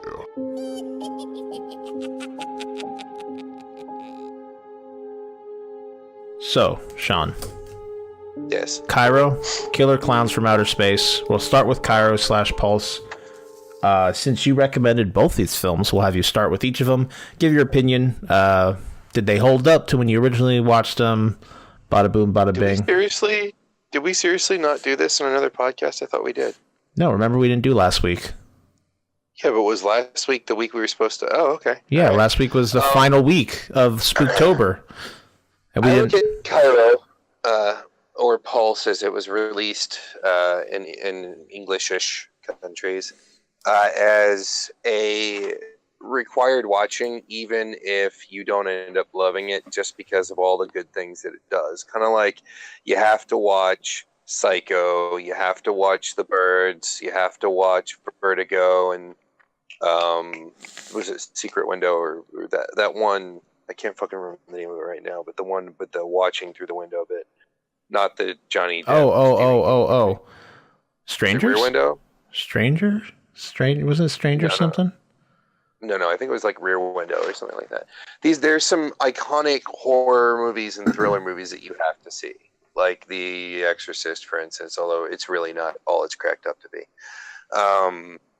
Just our iconic films you have to see, and I would definitely put Pulse somewhere up there around like The Birds and Psycho. It's definitely not that kind of a piece of art, but there's certain things they do with shots and with composition and with atmosphere. Like, this thing drips atmosphere. That's like the one thing you can always give John Carpenter. 50% of his movies are garbage, but the other 50% being decent, they all have great atmosphere. And the director, Kurosawa, did just such an excellent job like creating this extremely eerie and bleak atmosphere. And the way it's directed, like, things ratchet up in these tiny scotches, just a teensy bit at a time. You see slightly less and less people every scene. You start to see the effect of what's happening to the world a little bit more in each scene. There's just a lot of really interesting things done with this film. But it is the kind of film where the more you think about it, the weaker it gets. So you really got to spoilers, obviously. Watch it. Yeah, we'll be. Well, I mean, as we do every week, there will be spoilers for these movies. Yeah, someone's new. Whereas, do I think it's a powerful film? No. Do I think that it's extraordinary? No. But do I think that there's enough really interesting elements about it that you need to see it at least once? And I think it's a valuable addition to the horror canon of horror films. Absolutely. It doesn't stack up in terms of sheer entertainment value to things like The Ring, Ringo, or Ju-on, The Grudge, or Audition. But I think that the camera work, the direction, maybe not so much the writing or plot progression, but the overall feel of the film still makes it a worthwhile watch. I could give you a lot more terrifying movies, but not a lot that would make your skin crawl the way this one does at certain points. And that's not the same. I don't. Well, maybe not. Skin crawl isn't the right word. It's not like Uzumaki, where there's just scenes where you're like, "What the fuck?" It's not like that. It's just very, very eerie and atmospheric and extremely creepy. Bro, I love Junji Ito. That man's got a fucked up brain, and I love every inch of it. The Uzumaki film was really flawed. Like, they chopped out so I didn't watch any. I'm just talking straight up his stories, like the shit that he writes, the mangas that he do. Yeah, Uzumaki, the book, was really great. The film is like just a super fast-forward version, so it's mostly just a bunch of creepy special effects, and there's not all that much story to it, because they really ground it down to the nubs, so you get all the extreme points, but none of the stuff in between. Like, it's so weird how the movie flows. Still worth watching, but that's not what we're talking about. And did you want to do your thing too? Obviously. You trying to push me out as the host here? You're just going to keep going? Huh? Nothing. All right. I don't know what you were thinking. And when it comes down to Killer Clowns from Outer Space, my... I was going to do one at a time, like we always do. Then there we go. Yeah. That's what I was saying. I don't pay attention to how we always do shit. Yes, I do. All right, Cairo. Your rating, obviously, out of 5. Oh yeah, I give it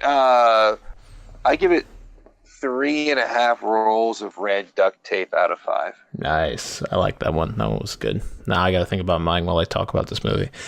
I enjoyed this film. As someone that's never seen it before, I do agree that the more you get down to think about what's actually going on, not the impact of the story, but the way the story like develops. Thinking about it that way, you can kind of ruin the movie for yourself, because they're like, oh, well, this could have just happened, or this could have just happened, or why is this not happening, or why is this not happening, kind of thing. But when you think of more of what's going on and the reasoning behind it and the idea, that I think can make the movie scary for you. It's one of those things, like, it's kind of like, it's not ever jump scary or anything like that. It's one of those, there's tension. There's a lot of tension all the time. Like, from early on, you can tell something's fucked up, and then the rest of the movie you spend trying to find out what is going on, what exactly is happening, and are these people screwed? And then you find out, obviously, these people are screwed for the most part. I think the way they go about it is really interesting. I love the idea, and the idea in the film, pretty much, again, spoilers, if you have not seen it, pause this episode, podcast, go watch it. It's on Amazon Prime. You could get it that way, or any other way you feel obliged to do so. But basically, and I think it kind of, now, obviously, Asian countries, for the most part, are Buddhist. And then there's a little bit of other things, but for the most part, they believe in reincarnation. So when someone dies, your soul kind of exists for a little bit, and then depending on your karma, or I'm not too into, I don't know exactly how well it goes, but depending on your karma, this is like a watered down version, you are then reincarnated back into the world as either another person, or sometimes it could even come down to animals, or just another being of some sort that exists within the reincarnation system. Now, for some reason, in this movie, people are dying too often, and people aren't getting reincarnated enough, or the reincarnation system itself has had a hiccup. And so wherever they're being held, now this isn't directly stated to you, it's kind of just stuff you have to think about, I guess. So I don't know, we don't know why it's happening. It doesn't get too deep into religion. It doesn't say anything about religion. Buddhist, not really. I mean, there's a little bit of hints at some Buddhist rituals with the red tape replacing red string as a seal, and there's some just kind of brushing. I mean, again, they're very, very loosey-goosey with it. They give the most absolute laziest half-assed explanations for what's going on, and they only give you half of that half-assed lazy explanation, so nothing really makes a lot of sense. But it's almost in the vein, the edges of Shinto, because Shinto deals more with death than Buddhism does. Buddhism doesn't really go into death all that much. Like, it's, the whole reincarnation and seeking Zen and all that. Shinto really goes into death. But this treats it more like, when you die, you go to the land of the dead, whatever that is, and it's full. It's almost in the vein horrible place of the way that they explain stuff to you. You're looking at it from like the point of view of someone that has no interactivity, almost like in the realms of like Lovecraft, just not as well done, where for the most part it's a power that's happening, it's something that's going on, and there's really not too much that the characters can do about it. In this case, it's just something that's happening, and it kind of gives you that existential dread because it's just happening. The dead are overflowing back onto Earth, and they're switching places with people that already exist on the planet. So basically, the dead, wherever the dead go, it sucks. There's no Wi-Fi, no running water. You have to shit on the floor and you wipe your ass with your hand. It's an awful place. So they want to get out of there, obviously. So, and the means that they're doing it through, it being kind of, it was like what, early 2000s that the movie came out? Yeah, it was like 2001. Yeah, so it's kind of like technology is becoming more of a thing. So the way that they're doing it, the method, they're coming through The signal. Yeah, they're coming through technology. As Shawn said, pulse. They're sending out a pulse. It's coming through technology, and the way that you kind of screw yourself here is if you interact with one of them through technology, either by hearing their voice, seeing a picture of them. At that point, there's a link made that you don't know about really, and again, it's a lot of this is just stuff you have to kind of surmise from watching the movie. There's never someone that sits down and does like an expo dump, like, oh, this is what's going on. Besides like one point where, actually, I guess there is an expo dump. There's like one dude, the scientist kid, and he's like, oh yeah, They don't explain how he knows. He has no idea. Actually speaking, They are sending out a signal to communication devices. This doesn't explain how, but it does kind of hint at the fact that the less connected we are with each other on a person-to-person basis by using technology, the more lonely we become, and that makes that eventually hit I don't remember what the term for it is, but it hit a mass, like a boiling point, critical mass. Oh, critical mass. Critical mass of disconnection, and that disconnection made us susceptible to that line of communication coming from the dead. And they are extremely lonely and extremely miserable, and they want out. And they come out through this technology, and when they come out, they basically end up, it's not even clear if you're dead or if you're just erased from this plane, but you become consumed by this loneliness and vanish.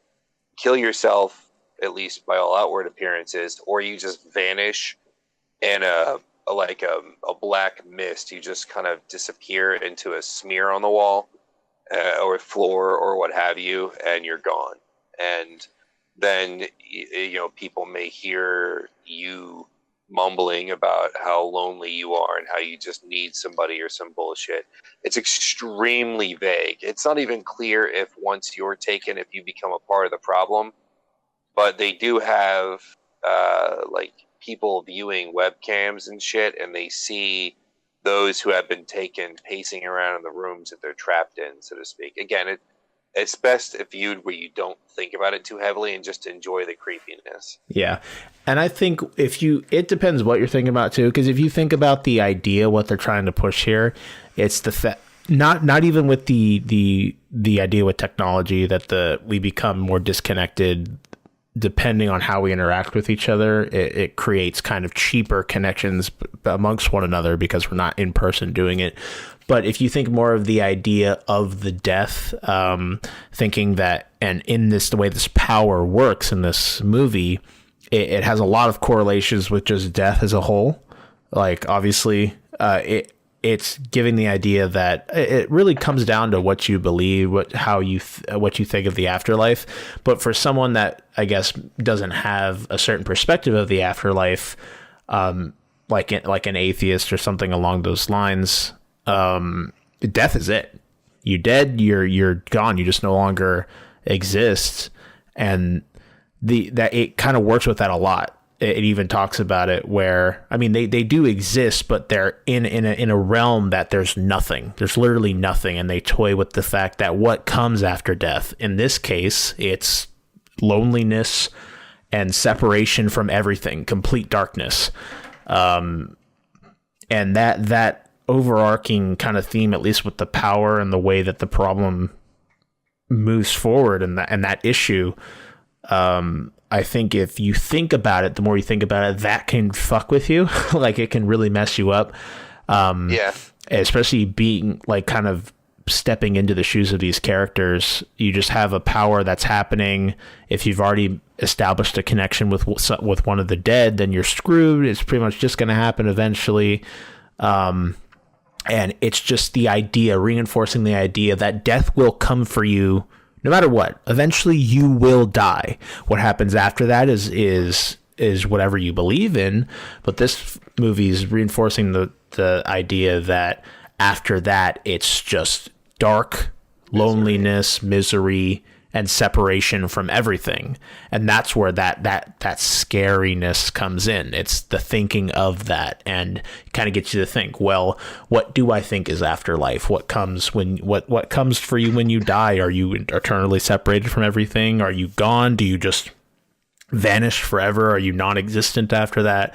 And stuff like that. That's where this movie will take its toll, is if you delve into that train of thought. I think that's where the movie, on top of the atmosphere and the creepiness and the way it's directed, I think that theme that it pushes also is strong, and it's a thought-provoking one. And if you get into that train of thought, I think the movie can fuck with you that way, especially if you've never seen it before, or you've never gotten to that point where you have thought about that, or if you've thought about it before and then it just kind of re-emerges those thoughts, and it can fuck with you that way.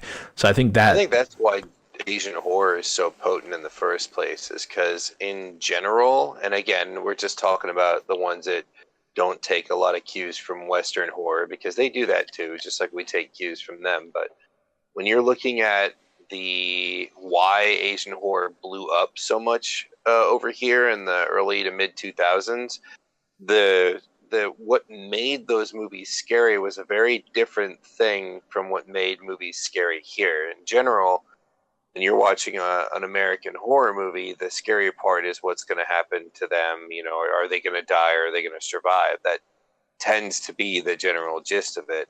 Whereas in an Asian horror movie, the death part is scary, but what they really imply is the part that you should be scared of is what happens to your existence after you've died. Because there's a very esoteric element to how they view death and what happens to your soul, so to speak, your existence afterwards. And I'm not even talking from like a Christian perspective. This is just in general, because they believe that souls are immortal things as well. And in a lot of these horror movies, you don't die in a way that your soul continues on. It is oblivion, or you are consumed, so that there is nothing left of you to go on. Like, there's this whole other layer of threat that the average American or average Westerner doesn't even think of. So when we're watching these Japanese horror movies, there's this emotional element that's in play in these movies that we just really don't get a lot of in our typical films. And I think that's why things like The Ring, and especially films like Grudge Curses, like The Grudge and whatnot, why those movies are so, or why they took such a strong root, because they were tapping into this primordial fear that isn't as strongly present in your normal Western thing, because the death is the least of your worries. I would say lower on the concern yeah. area when you're watching a Japanese horror movie, because a lot of times it's what happens to them after death, the implication of what they experience afterwards, that is so truly horrifying. Yeah.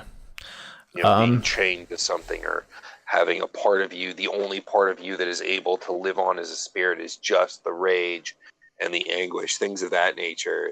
That's pretty freaky. Yeah. I would give Cairo, because I think what it does well, it does very well, although it does have some setbacks to it. I'd give it, I'm like stuck between a 3.5 and a 4. So I'm going to give it a 3.75. 3.75. I'm going to give it 3 3/4. I'm thinking of something from the movie I could use. Falling from the top of a water tower in one camera shot. Oh, yeah, that was creepy. Didn't she do a front flip, too, when she did it? She landed on her back or her front? But she landed face down. Oh, face down. Just a hard. Yeah, it was a splat. That shit was a rough death. I was like, whoa, what the fuck? Usually you just like hear a splat and it cuts to a body laying on the ground, but that was like, looked like someone actually killed themselves. It's pretty crazy. I would give it 3 3/4 empty arcades out of 5. How about that? Yeah, let's never play arcade games there. Yeah, fuck that place. All right, so we'll move on forward. I'm thinking we don't really have a lot of news, so we should be fine. Because we're almost at 2 hours. It's pretty crazy how fast time goes by. But yeah, Killer Clowns from Outer Space. Shawn, what'd you think? I love that movie. I think Killer Clowns from Outer Space is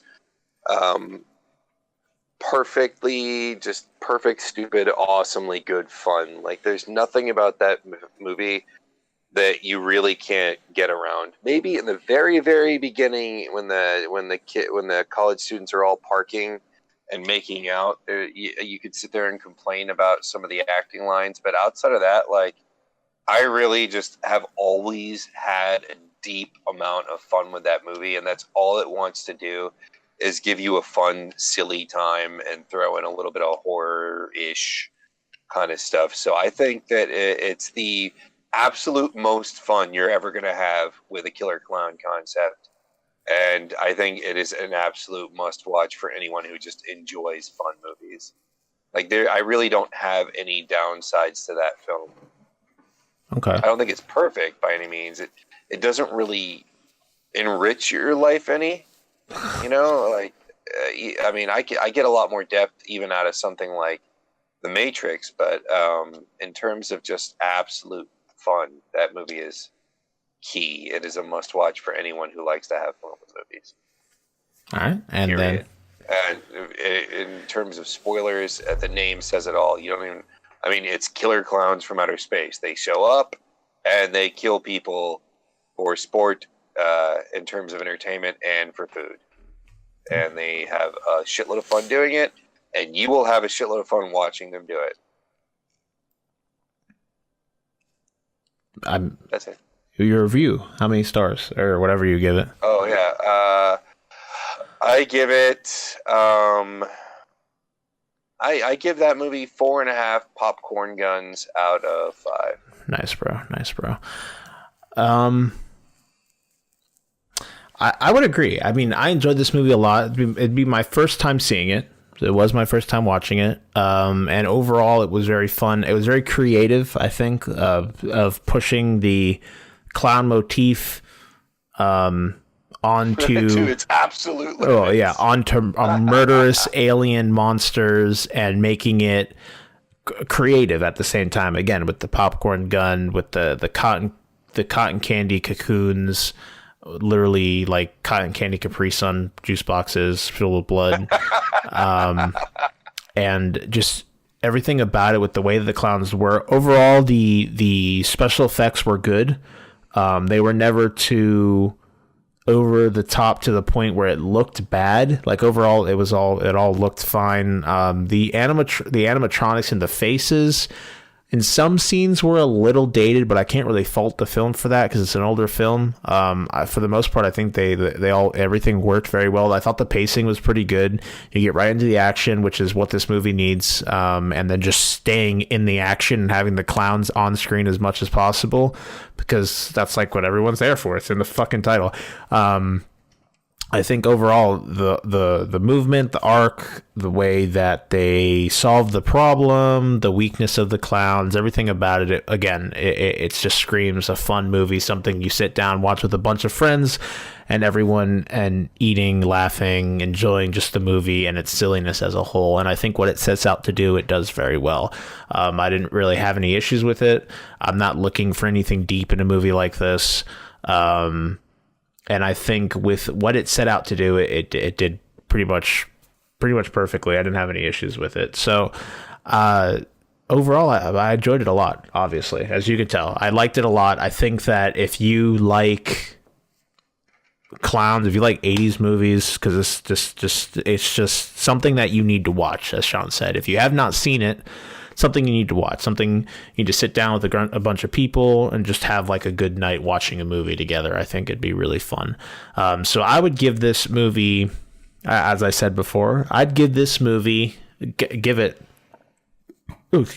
5. Holy shit, 5. Because I thought what it set out to do, it did perfectly. 5 Capri Sun Cotton candy cocoons filled with blood out of 5.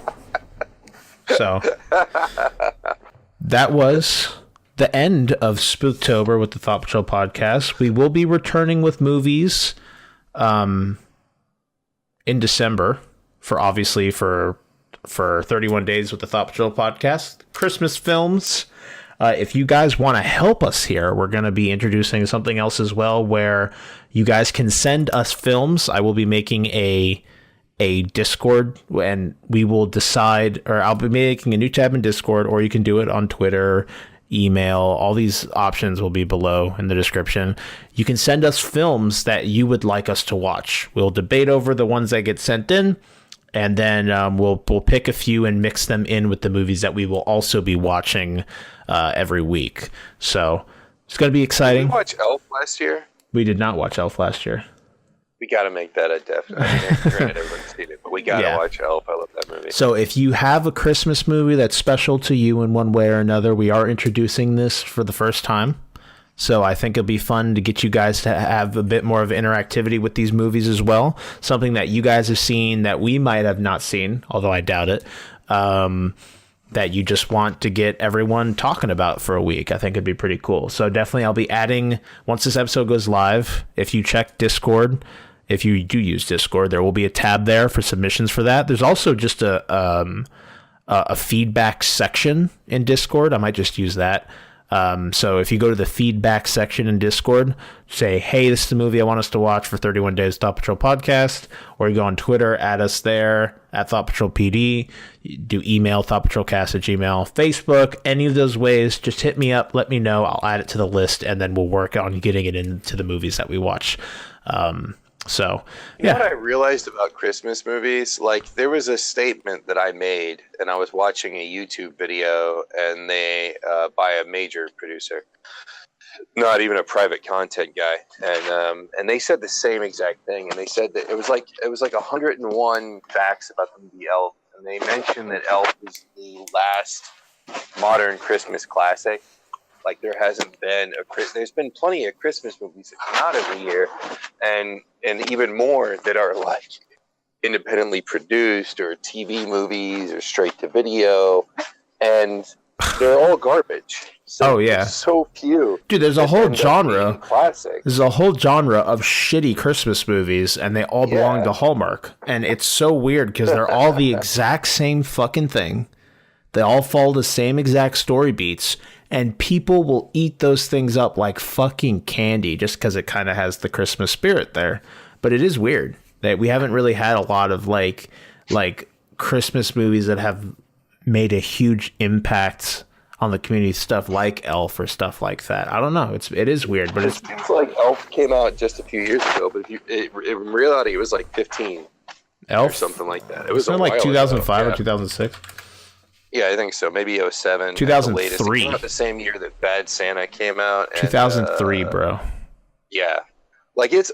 I mean, and the weird thing is we're not kids anymore, and sometimes it's hard to remember that because you just automatically just dice everything to be 10 years ago, and in reality, it oftentimes is a lot more than that, and it gets more and more surprising every day. And with Elf being the last classic, that's how rare it is that something gets slotted in a classic. And there are even movies that aren't really about Christmas that take place during Christmas, like for instance Home Alone and Home Alone 2, where there's reoccurring Christmas elements and the togetherness part. You're like, oh, we should all be together, but we're not. We all know the best really Christmas film too. Best Christmas movie, Die Hard, as always. There's another one, I'm thinking, the last I'm looking that were actual, like, I like the Santa Claus with Tim Allen, although I don't know how good those movies hold up, but they end like early 2000s. Elf 2003, Polar Express 2004, A Christmas Carol, which I can't really count because it's just a rehash of something we all know and love already. Yeah, but you could pick any version of that. I think the classic one would probably be the Disney one. The one that's a Christmas classic, and then you've got the Santa Claus the movie, and which again was fun but completely There's no depth to that whatsoever. You've got the Grinch, the original one. You've got the Jim Carrey version. The Stole Christmas thing. You have A Nightmare Before Christmas, which is both a Halloween and a Christmas movie. Yeah, and all these are like before 2005. It's rare. Like something becomes cemented in the public consciousness as a Christmas movie, and if it's popular enough people love it, it gets locked in. But it just happens so infrequently that we would probably be hard pressed to come up with 20 legit Christmas movies that are about Christmas. We're not talking about the secondary ones like Home Alone and Die Hard that people are always saying that's a Christmas movie. No, it's a good movie to watch around Christmas. Yeah, but it's not looking. It is not a Christmas movie. No. Yeah. Yeah. Speaking of, it has nothing to do with anything actually. But I just remembered something. They're gonna have a fucking Goku balloon at the Macy's Day Parade on Thanksgiving. Oh hell yeah! That's so dope, dude. And it's him like Super Saiyan Blue. Although I would have just loved to have him like Super Saiyan 2 or Super Saiyan 3, like Goku.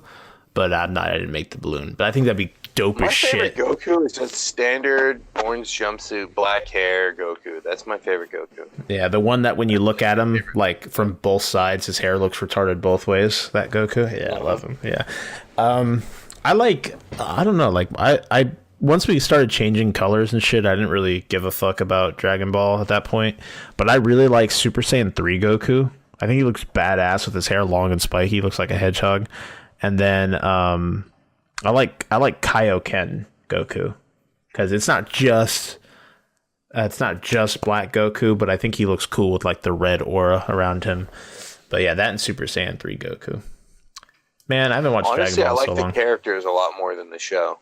Like I don't really care about Dragon Ball the show, but I really still love the characters. I really can't explain how that works the way it does for me. Hey.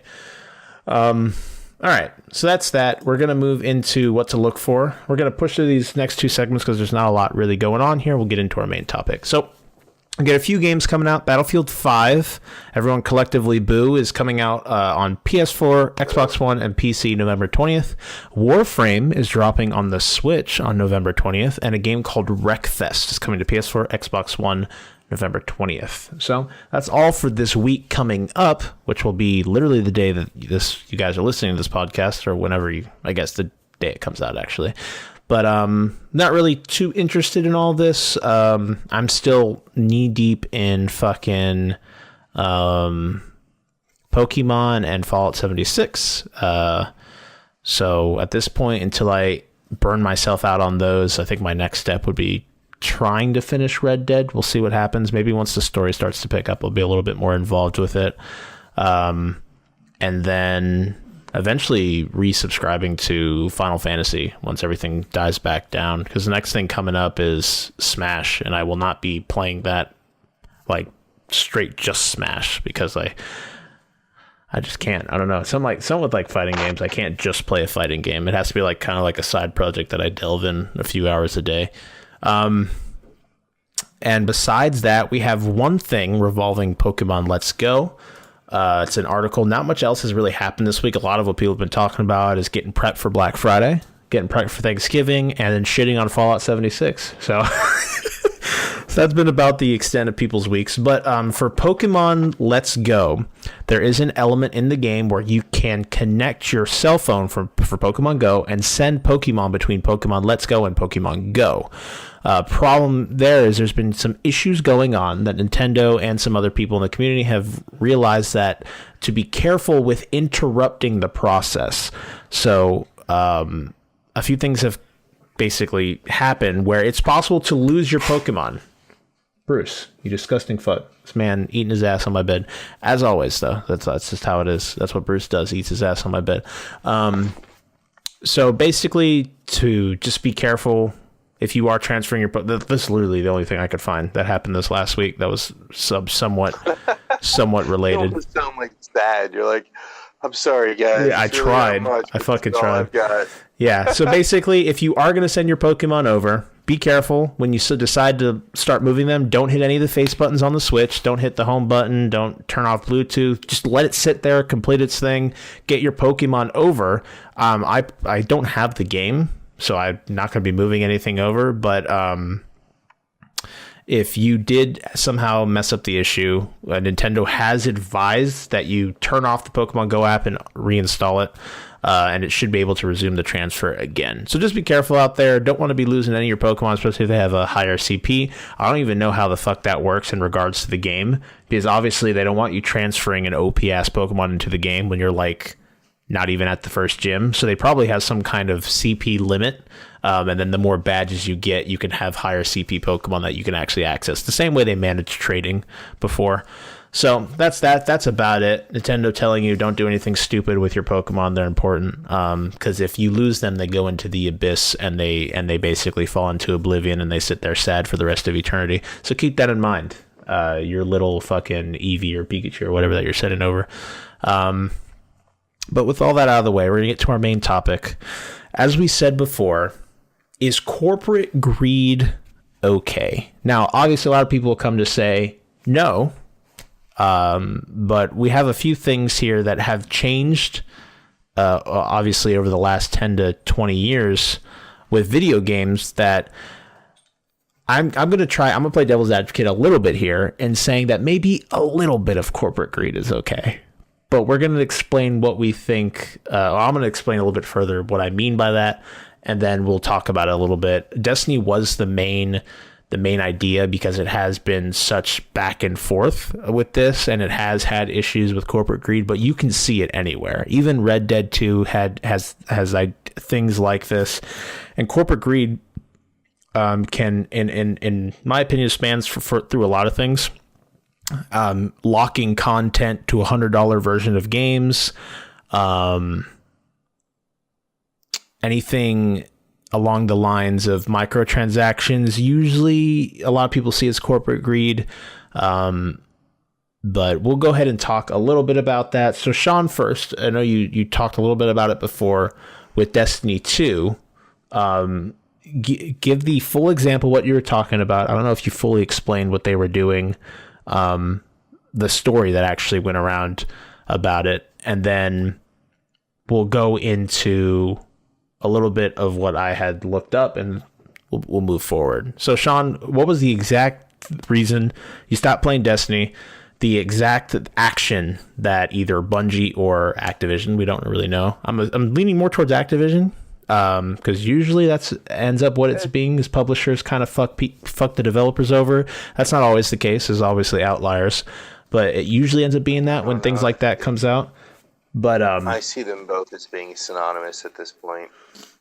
I mean, Bungie has some control over what they're doing, but what shot me out of it was because I support a company's right to make money and their efforts to make money, but there are limits as to what is appropriate and what is inappropriate. And in this case, I believe it was the November before, or it was December, I think it was, when they launched Osiris, and it was right about the time that people started seeing that they were hiring for a position to increase monetization through microtransactions. And when they first incorporated microtransactions in Destiny, it was simply to get some extra money to produce more content. That was what they said. They were going to be using the money to produce more content. But we didn't get any more content. That's not how it worked. Instead, we just got the standard expansion, pay for the expansion, etc. They didn't give us any new content. Well, keep in mind, at least with before Destiny even came out, they had Osiris and they had Warmind. I wouldn't necessarily say done, like fully done, but that was the plan all along, right off the get-go. Like those were the first two expansions. I'm talking about D1, like Destiny 1. Oh, Destiny 1. Microtransactions. They promised us it wasn't to milk us for more money. It was to get more money to create more content, and nobody complained. Like nobody said a word. We're like, okay, that's cool. And all of the microtransactions originally were just they were just reskins of the speeders and reskins of weapons or parts that you could grind for, or like shaders and colors and things like that. None of it was game stuff. It wasn't anything you needed in game. And then they dropped, and when we first started noticing something fishy was going on, was the first couple of content drops for Destiny 1 were these small expansions, but they came with a raid. So you got maybe 2 hours worth of missions at most, and then you got a raid that was fun. So they'd sell this $30 or $40 expansion, and you were basically paying for a tiny handful of missions and a raid. And that's a lot of money to pay for that tiny amount of content. When a MMO comes out with a drop, it's usually a very large drop.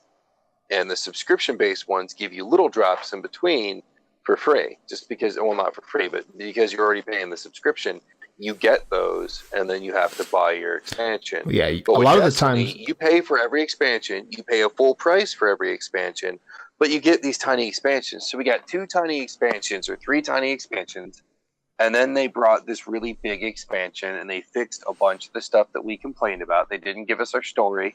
They still didn't fix the story, but they did give us a much longer, series of quests. They gave us a really satisfying raid, the King's raid, and then the next expansion ended up being it was short, but it was fairly content rich. It did change a lot of the Wrath of the Machine. It changed a lot of how the game ran, but it really didn't feel like it was a $30, $40 expansion. But I would say it got us most of the way there. But when Destiny 2 was rolling around, they promised us they were not going to do that whole pattern again. We were going to have a solid story. They weren't going to make the mistake of giving us a couple of piddly ass. And by the way, in the original Destiny, 90% of the expansion stuff that they sold was on the disc.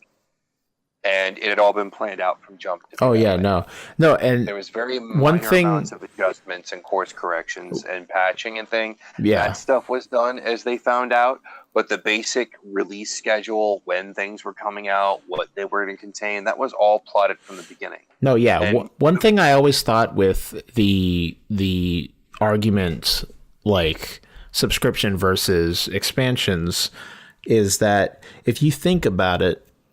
In that way, say, because what these little expansions that they did drop, they were like if you bought an expansion for an MMO, and then they have like these updates that come over time that are smaller updates. It was almost in the vein of like that, what that was. So like over a 4 to 5 month period, you're waiting. They have a small content drop that comes that costs like $30. And then if you think about it, like over those, and then that will last you, it depends. Destiny 1, the content drops up until Taken King were not that good. And Destiny 1's base game was atrocious. It was a mess, and they had to kind of revitalize it. And that's when Taken King came into play. They sat down and they fully redid everything and made everything into what made Destiny 1 good. And then Warmind came out, taking King to Warmind, and then Warmind lasted the rest of Destiny's Wrath of the Machine. Wrath of the Machine, my bad. Wrath of the Machine lasted the rest of Destiny 1's career until Destiny 2 came out.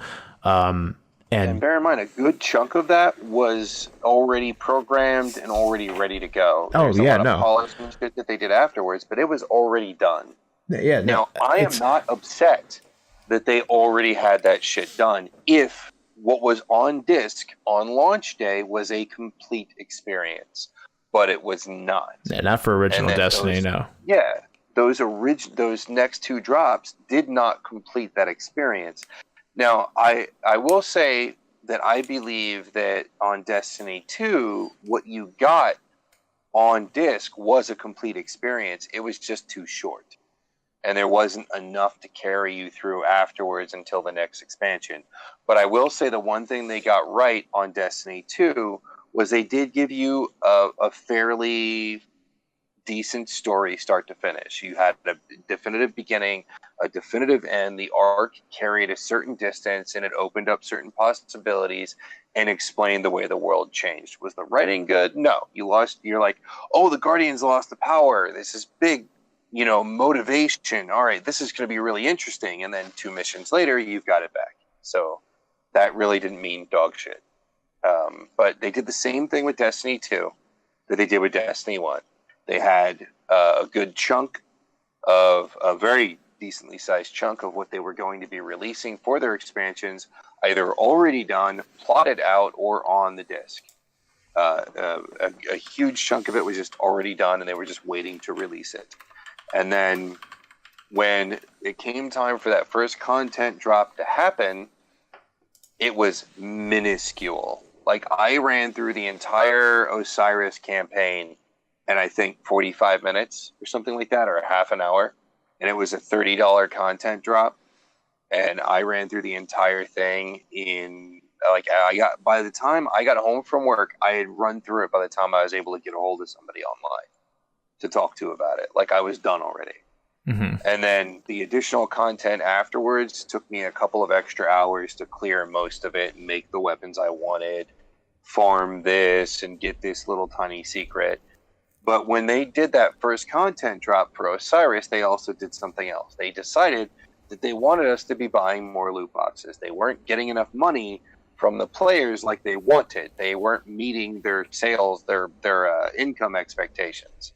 So in order to get, because you got a loot box, like you'd hit a certain experience quota, and you would get an automatic box. Mm-hmm. Then you'd do the experience again, get an automatic box. The loot boxes would have shaders and the occasional weapon part or something like that, or I don't remember. I think maybe armor pieces or something. I don't recall. I don't think they had anything like extra special in them, but some of the shit was useful. And so they decided, in order to try and convince people to put more money into the game, they made it so that you had to play for longer. They made the experience requirement for loot box greater. Now, they were underestimating the fact that players pay attention to shit and data mine the fuck out of software and watch how everything works. And we figured it out very quickly and called Bungie on their shit. And Bungie comes out and says, oh, we were just experimenting with some shit. This wasn't a permanent change. Look, we've set it back to normal. And then right after they do that, thinking nobody will notice, they made the experience cost. They had nerfed how much experience you got from things. And then they raised the experience cost first from like 400,000 to 500,000 or something like that. Well, no, and initially they got caught on that. Initially, they raised the initial thing was they slowed down the rate at which you acquire experience. So from doing events, stuff like that, to farm. The second time they doubled the amount of experience you needed to get it. Yeah, I don't know if it was doubled, but they did increase the amount it took to level to actually fill that bar up and level again. Yeah, to try and get. And the thing is how secretive and sneaky they were about it. And this is what people call predatory business practices. You're not doing. It's not just as simple as I've got a business and we're trying to make money, so we're selling this game and then we're monetizing this, and this, so that we can continue to have income off of this product that we've worked on. And they're not doing that. And there are plenty of examples of games that do that, and they do it ethically. They charge you ethically. They make money ethically. You can respect what they're doing. Even if you don't like it, it's not something where you find it a despicable practice. You're not trying to take advantage of people or trying to sneakily trick them into giving you money. Everything's out front. It's on the table. You're being straight up with things. And again, I always come back to Warframe, the method that they use in their free-to-play model. Warframe could have sold their game, given you a little bit more off in the beginning, and done the same exact model that they do now, and it would still work fine. Yeah, it's perfect. It's upfront. It's easy. If Warframe sold like they sold on launch, and they actually tried to sell there, they would have financially bankrupted themselves, because what they had at launch was nowhere near what it is today. So I think no. Yeah. So I think they knew they had an idea. Like, this is definitely. It's definitely kind of like a little bit of early access kind of stuff. Like, we're just going to make this game a hugely better experience over time, and then just leave it free, and then we'll make money later.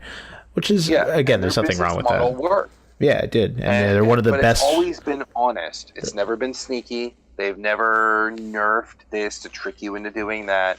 It's never been anything like that. So when I had enough of Destiny, was when Destiny 2, when they pulled that bullshit and they lied to us.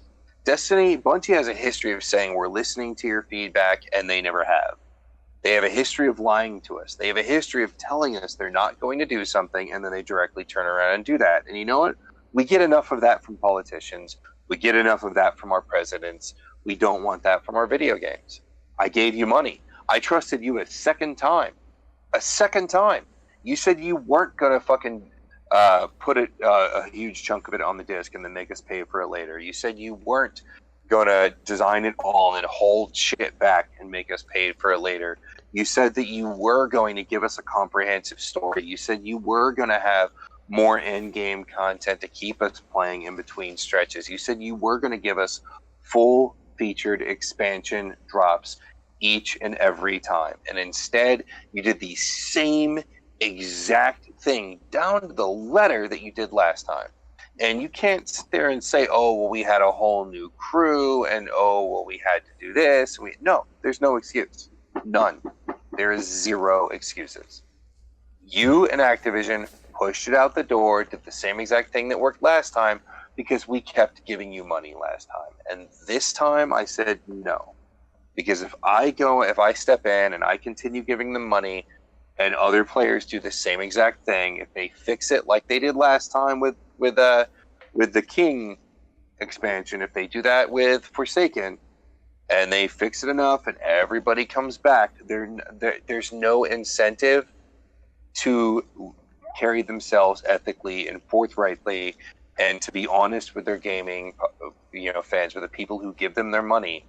They're not going to give us a better product. They're not going to release a complete product. They're not going to give us full-featured expansions because they know each and every time they can get away with it. So this time, I kept my money and I did not come back, and I will not come back. As much as I'd love to play the game, because it's not a great game, but it is a very fun game with your friends, and I had some extremely good memories. It's what brought Kyle and I together in the first place. I appreciate Destiny for what it gave me, but I will not ever give that game money again until I know that they have absolutely left all of those business practices behind. Because there's a difference between being a free market society and running your business with the point of making money and taking advantage of and using predatory business practices on people and lying to them to get your money. There is a huge difference in ethics, and they have proven themselves incapable of functioning as an honest and ethical company. Okay, so that was the example I was looking for. So now, with that in line here, a few things. The main question we're trying to ask here is corporate greed okay? In this regards to video gaming, is corporate greed okay? Now, in my opinion, when it comes to things like, say, microtransactions, methods of acquiring more money past the initial purchase of the game, right? So if it's, again, microtransactions, a season pass, additional content, any type of predatory practice that involves the acquiring of in-game items with real-life money, stuff like that, I think it really comes down to the way that it's handled. Because one thing that has not changed... Good. Battlefront, for instance. Battlefront. Oh, yeah. Building your entire game and your entire progression system around the acquisition of an RNG-based acquisition system, like... Who the fuck sat down and thought that was a good idea? One of the dumbest things I've ever seen, and it came straight out of EA. So that's... You look at Rockstar, and at first I thought they were doing it right until I realized that until those raids... Hold on. Until those raids were released, it was a pay-to-win game. Raids? The raid thing. The heists. Heists. Until those heists were released, that was essentially a pay-to-win game. If you wanted the best... You had to play for years. Somebody went down and did the math, and I still haven't found that article again, but I'll find it for you. on getting the best car, or even not even the best car, but like the third or fourth the best car, being able to really enjoy the fullest of that game, you had to buy shark cards, and you had to buy a lot of them, or else you were putting in hundreds more hours worth of work to get there, and no game is worth that. None. No game is worth you putting that kind of money in. I mean, if you're enjoying yourself, to be able to experience the fullest of the game, everything the game has to offer. I think if you're enjoying yourself, I still don't believe it's worth it. I believe that enjoyment should not come at the cost of having to work. There's a difference between enjoying. It's weird because I enjoy Final Fantasy, I enjoy grinding, I enjoy running the dungeons, and I don't feel I'm being taken advantage of for it. And I enjoyed, was it Neverwinter? Neverwinter, I believe. Yeah. I enjoyed Neverwinter, the way that business model was set up. I enjoyed that game.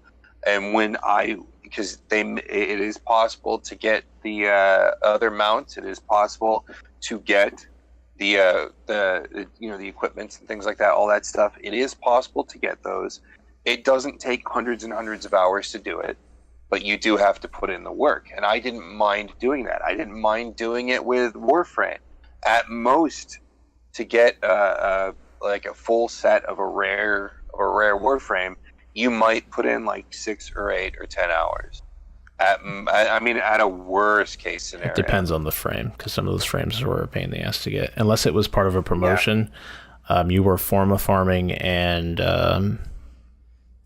piece farming. I wouldn't say 10. It could take close to too much. Oh no. Well, no, I wouldn't say so. And I think a lot of what reinforces that is the fact that the game didn't cost you anything in the first place. If the game did cost you something and the grind was still a 20 to 30 hour grind to get a piece of armor that existed within the game, then it might be a bit of a different story. But the fact that the game is free, I think a lot of what Warframe does make sense, because of course, with all this that we say throughout this podcast, we do both understand that a company's main goal is to make money. They don't technically give a fuck about you, and except kind of in the realm that you're actually giving them money. That's the only reason they give a fuck about us. If you're showing your fans respect, if you are being honest with them in what you are doing with the game, and that doesn't mean you have to tell them everything, but all it takes is a little respect. Mm-hmm. Listen to the feedback. Again, it's like parenting. You listen to what your kids say, but that doesn't mean you're always going to do everything that they ask or everything that they say or even heed everything they say. But they have the right to speak to you, to let their feelings and opinions known, and you should treat that with respect, because these people are giving you their money. And as long as you're not lying and cheating the system to try and eke that money out, as long as you're not selling a game with content that you've already made that completes that game, and then charging them for that, I have no problem. If you give me a complete experience, release DLC, and charge me for the DLC, I've got no problem. If you release microtransactions, but they're all superficial and nobody needs any of that to completely enjoy the game and everything it has to offer, I have no problem.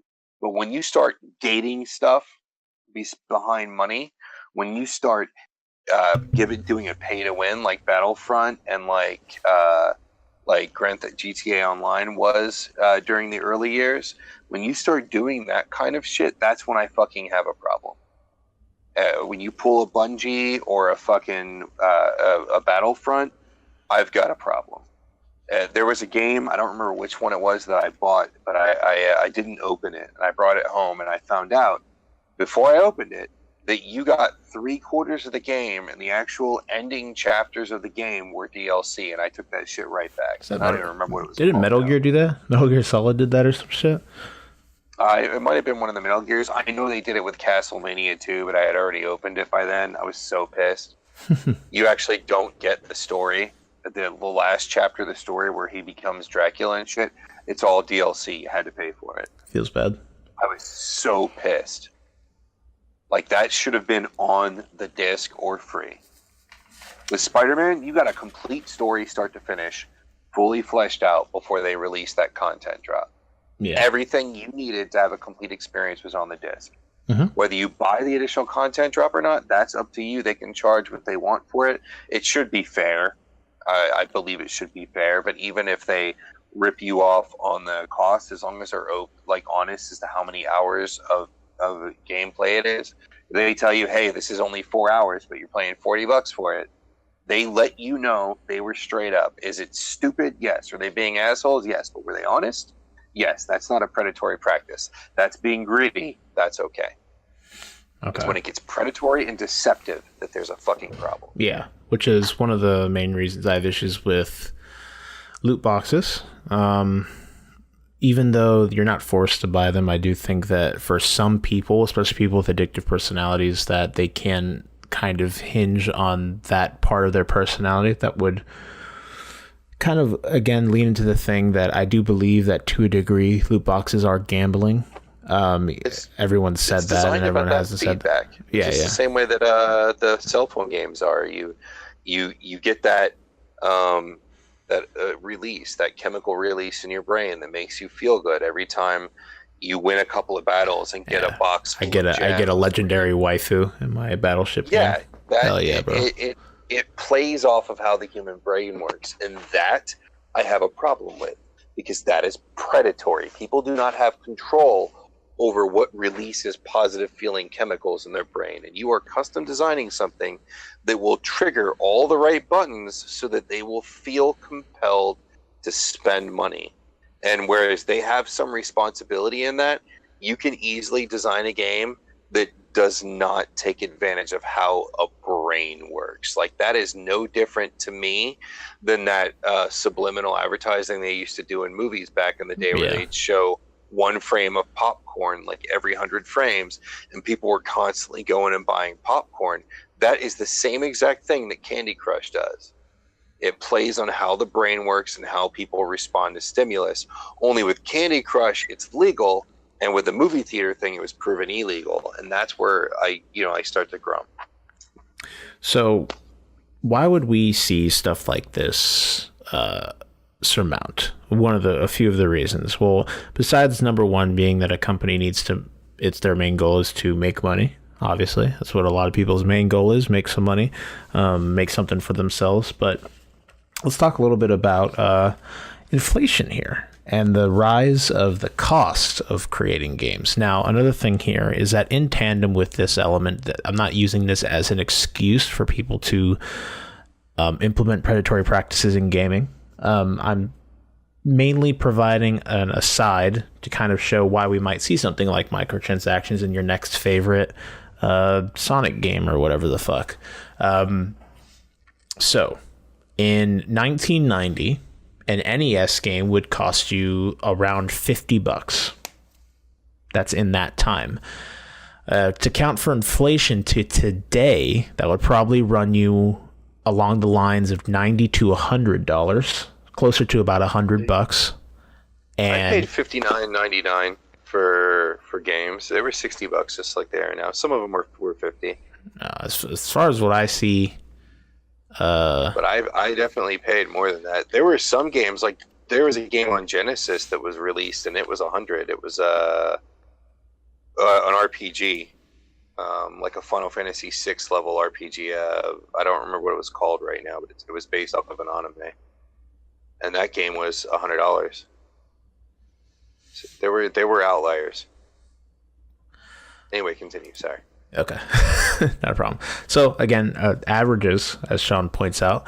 So the Atari games were like $30. Yeah, and then we come to today, where the price of video games has not changed in the past, 10 years maybe?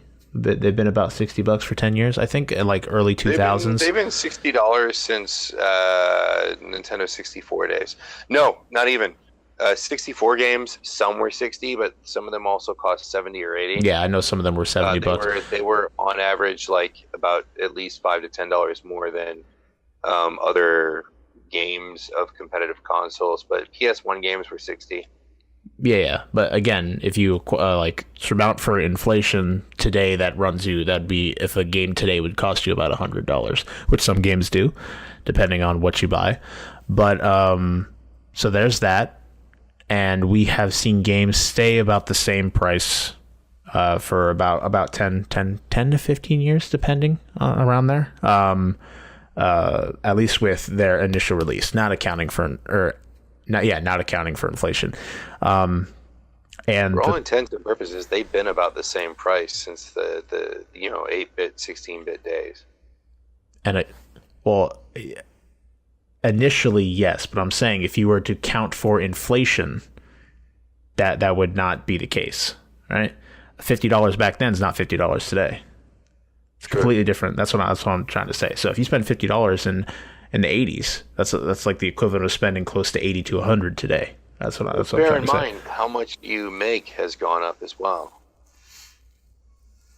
I understand that, but like inflation it accounts for. But if you think about it for like developmental costs as well, obviously that would change. So like a game that was made in 2003. I have a few examples here. Enter the Matrix, made in 2003 by Shiny Entertainment. At the time, cost them $20 million to make. If you were to account for inflation for today's value, it'd be closer to $89 million to make. Final Fantasy in 1997, Square Enix reported that it cost, I'm looking at the same one. Final Fantasy, it cost between $40 and $45 million to make. The original one? Yeah, the original in 1997. You mean Final Fantasy 7? Yeah. What did I say?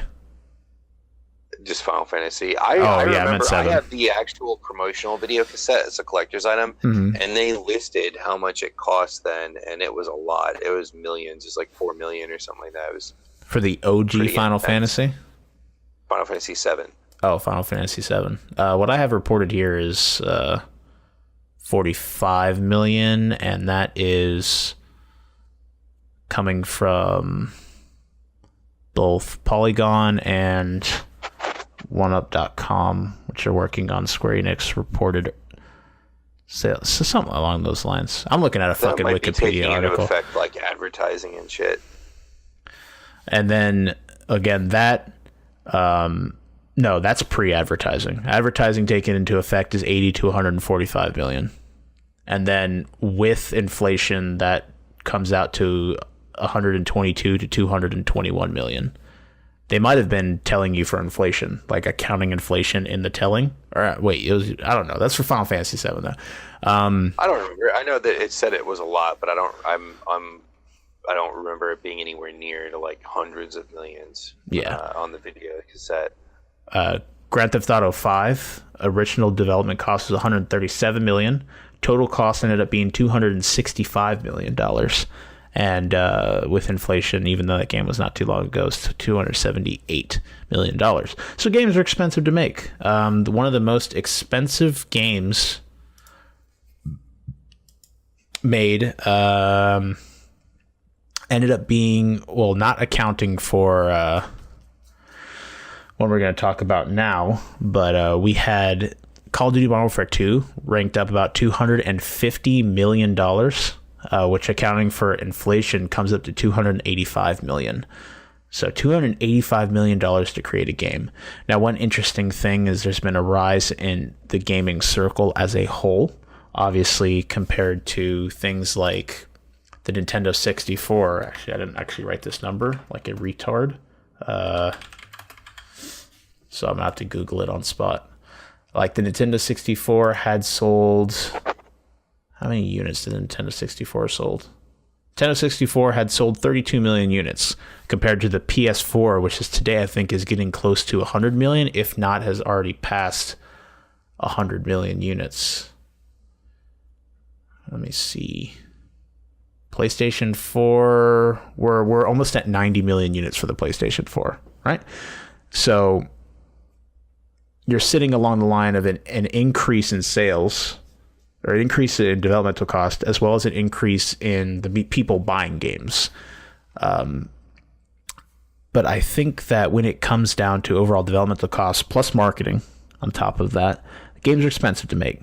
There's been an increase in the amount of people that are involved in creating a game, from voice actors to programmers to developers to the people composing the music to all of those things.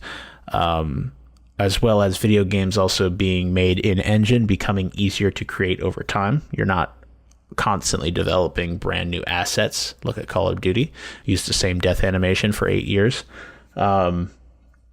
But one of the largest games recently was Red Dead 2. And a lot of people have been hearing about Red Dead 2 and the supposed hell that the developers had gone through. Again, supposed.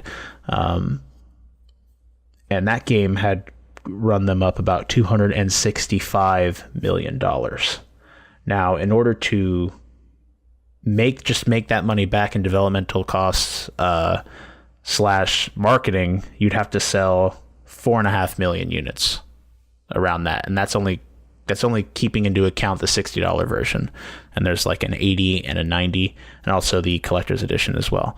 So games have become more expensive. The amount of people those didn't cost any more to make, like massively. No, I'm not saying in developmental costs. I'm saying in how much money that they would have made from the game.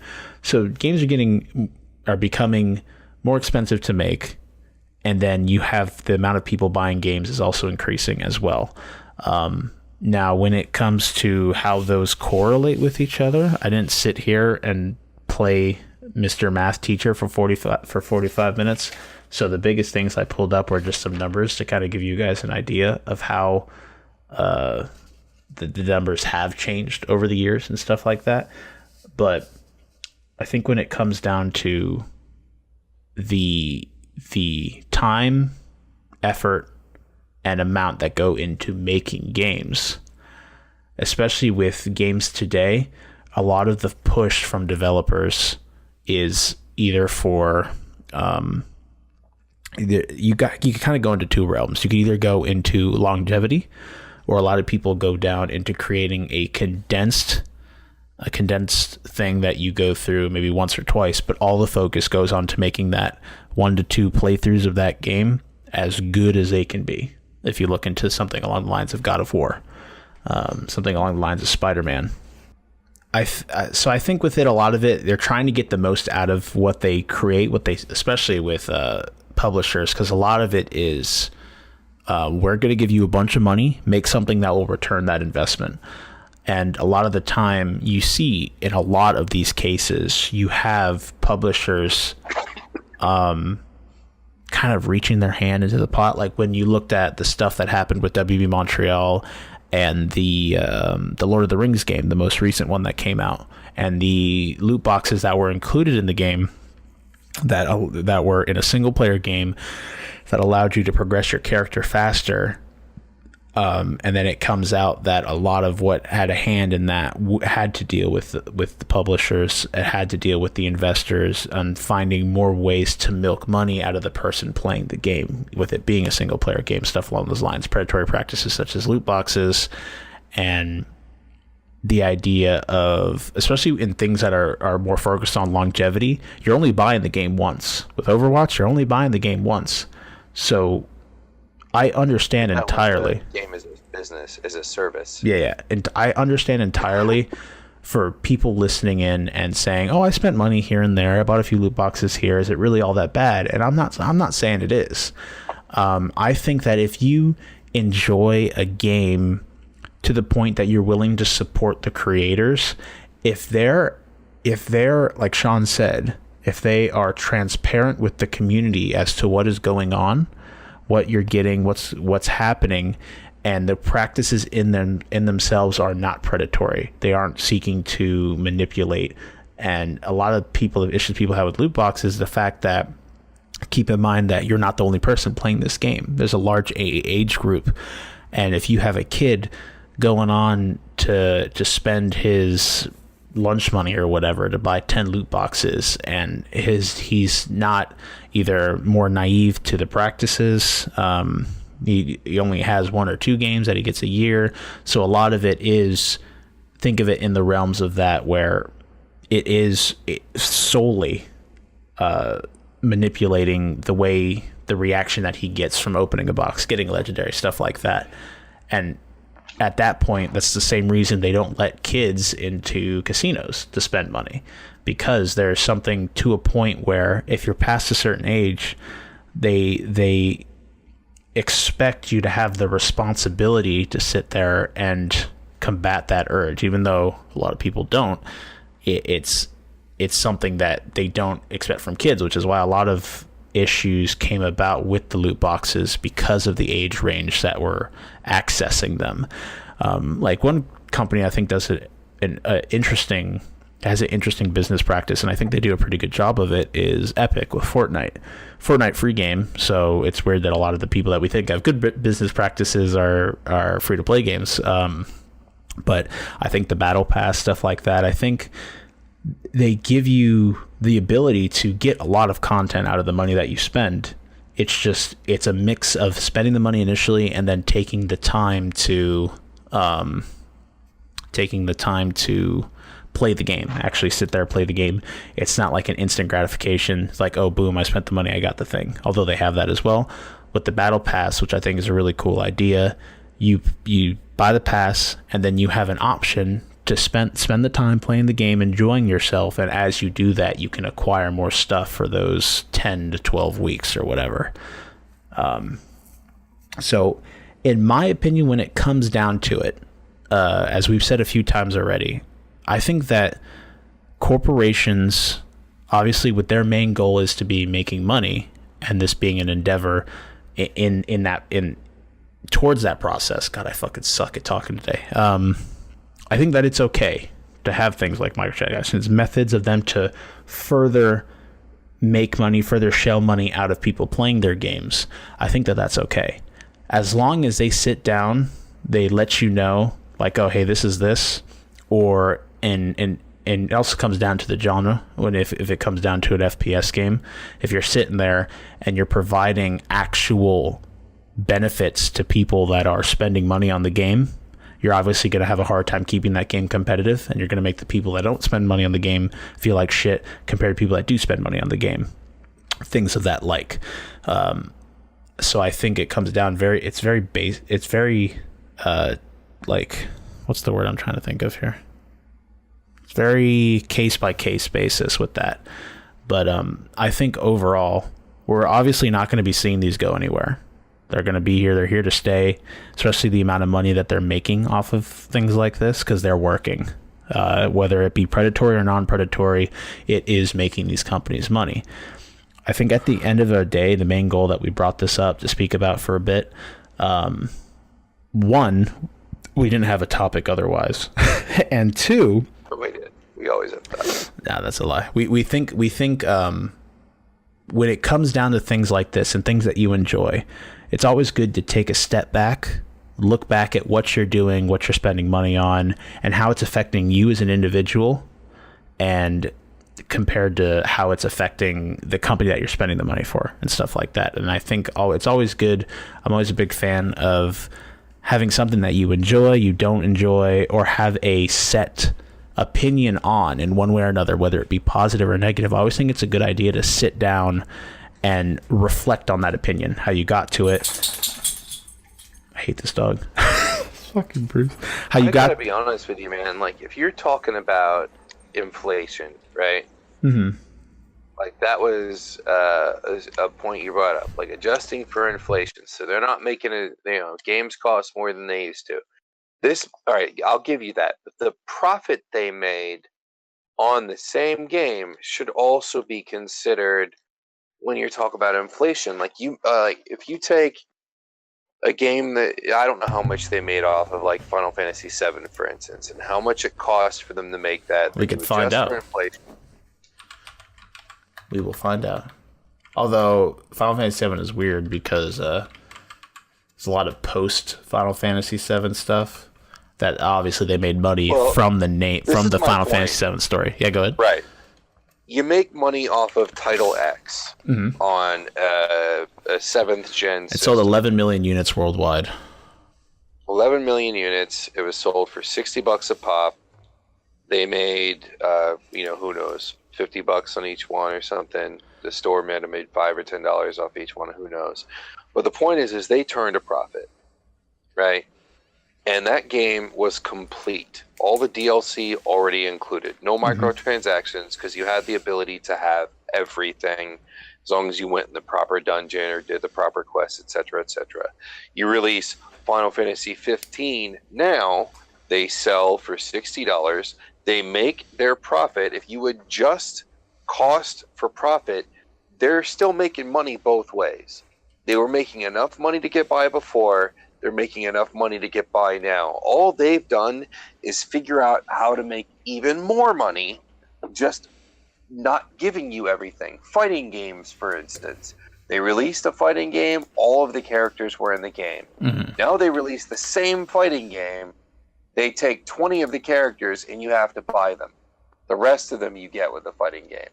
So now you're getting less than what you paid for before. You're paying more for it if you adjust for inflation. Right? Like if you're going to adjust inflation on cost, you have to also adjust earnings. It's like saying it was a lot cheaper for them to make before, but they made a lot less off of it. It's a lot more expensive now, but they make a lot more of it. No, they make profit no matter what. They made a lot of profit before. They would still make a lot of profit now. They just found other ways to milk it. And in some circumstances, I'll give it to you. It cost them more to make the game, and they're not making as much back on selling a copy for a single playthrough that the person's going to do every 5 years. But that's not every case. And the industry whines and cries and says it's every case. Specifically, the industry, Ubisoft, Activision, EA, those guys whine and cry about costs. But we're not asking you to fucking dump all this money, and we're not asking you to get fucking Kevin Spacey for the voice acting, because you had great voice actors without the fucking star power, and we still bought the games. Like, you don't have to do all that. Like, just give us the best game you can make within the budget you set for it. Sell it for $60. If you think it's worth $70, sell it for $10 more. But give us the whole game when you release it. And if afterwards you figure out, hey, we could do this with it, then go ahead and sell that as an expansion. Computers used to do that all the time. It wasn't a console thing. But if you're going to sell, when the computer did it, when they sold an expansion, it was an addition to a base game. It wasn't expanding the base game. An expansion actually gave you a whole new thing, that like a whole new section of the game that the base game completely fine without. It was just a brand new experience to give you more to do with that game. It doesn't function the same way that it used to. Mm-hmm. You know, before it was almost like releasing a sequel, but you were using the same game engine, all the same assets. You just put a new story in, gave us some new dungeons, maybe made a couple of new weapons or whatever. You know, Diablo had expansions. Diablo 2 had expansions. Well, all your Civilization games. I agree. All those 100%. And the only thing I was trying to bring up with the fact of the inflation is the idea of inflation was regarding to the price of games. That was only the inflation for the most part. I was adding the inflation for developmental costs as well, but for price was also included in there. It's the idea that, like what you were saying, if games cost $70, but they included everything, would people still buy games? I think for the most part, yes. I think there'll be initial backlash because it'd be a huge change. But it's the idea that games have been around the same cost for the most part, but the price that it takes to make them has increased. Now, but what they're making off of them is increased because of inflation. It would be that case if the inflation doesn't go. It'd be that. Oh my god, dude, you're fucking confusing me. But it'd be that way with the case. No. I take that back. Inflation of games, it would make sense if they cost more. But inflation doesn't go backwards. Like no, you're right. No, I was thinking of something else. But my entire solution is charge $10 more for the games. I don't think necessarily for what you're selling. I don't think that necessarily be a bad idea for the most part. Although I do think there'd be initial backlash. Why do we got to pay more money for games now? But I think if a company comes out and says, "Hey, you're gonna get a full game, no microtransactions. The season pass will be included, whatever future content we create, but the game will be $70 instead of $60 at base." I think people will go for that. And I don't know necessarily if that will, although I don't think it's technically as big as a problem as I'm presenting it to be. I'm just giving you guys some numbers and let you guys kind of think of what you will from that. But when it comes to how much they're making off of games, I think that it's more of, when you look back to investors, I think there's more of a risk to reward now than there when it comes to, at least again, it's so case by case. I'm being very general with a lot of what I'm saying here. Because when it comes down to like an indie company, obviously that won't take as much to make the game, and those games can blow up. So there's a risk/reward there. But if you're looking at a AAA business that's trying to make a new game, and they're trying to stick to the quote unquote AAA quality, which is big name actors, all that shit. Now, whether someone will still buy the game if those existed or not would be led to the individual. But I think when it comes to that, you have investors that are like, we're not in unless we have a way of solidifying more money for ourselves in case our game doesn't sell as well as it does. You kind of get like that. So throw loot boxes in that single player game. Do it. You have to. You're under us as we're your publisher. We're giving you money to make this bitch. So do that. And then developers are kind of at a point where it's like, well, shit, boss told me to put loot boxes in this game that's Assassin's Creed for no fucking reason whatsoever. Boys, we got to do it. We still want to get this game out. Now, again, a lot of this is conjecture because I have no clue, whether I'm not in the offices listening to them yell at each other. So, but it seems like in that case, in the stories that have come out, the articles that have come out that talked about this relationship between publisher developer, that usually tends to be the case. So that was just the idea, kind of. I think we spent way too much time on this, but it was also me bumbling like an idiot looking at numbers that I didn't fully understand when I wrote them down, kind of thing, because it's been a very long day. Chat. It's been a very long day, listeners. I hope you guys are able to somewhat pull something from that conversation. But that's kind of the idea. Corporate greed, is it okay? Yes. Quote, kinda. Yes, and then in abbreviation, or not abbreviations, but in parentheses, there's a question mark there. So kind of. I think the biggest deciding factor comes down to how they go about it. If they're honest with you, they sit there, let you know, hey, this is what this is. Like, imagine, because I know this is happening in other places around the world. Like, I think it was Belgium. Maybe Belgium. I think it was Belgium. But they introduced a law where somewhere in Europe, I don't know, they all look the same over there. But in Europe somewhere, they had a law that they introduced where when a company introduces loot boxes into their video game, they absolutely have to include the chances on what you'll be getting, right? So a legendary, I've always been doing that. Yeah, that's what I'm saying, because that makes it less predatory. You have an idea of what your chances are. That's like it's kind of giving you an idea of, hey, this is what you're in for before you spend the money. Not like, because then there's more of a rationalization going on with the person spending the money. The company doesn't want that, obviously. They rather them just spend the money in hopes of getting something. But if they see that a legendary skin in Overwatch is, say, 5% every time they open a box, there's a little bit more of a chance to sit there and second guess, oh, man, maybe it's not actually worth the money because my chances are quite low. But the company doesn't want that.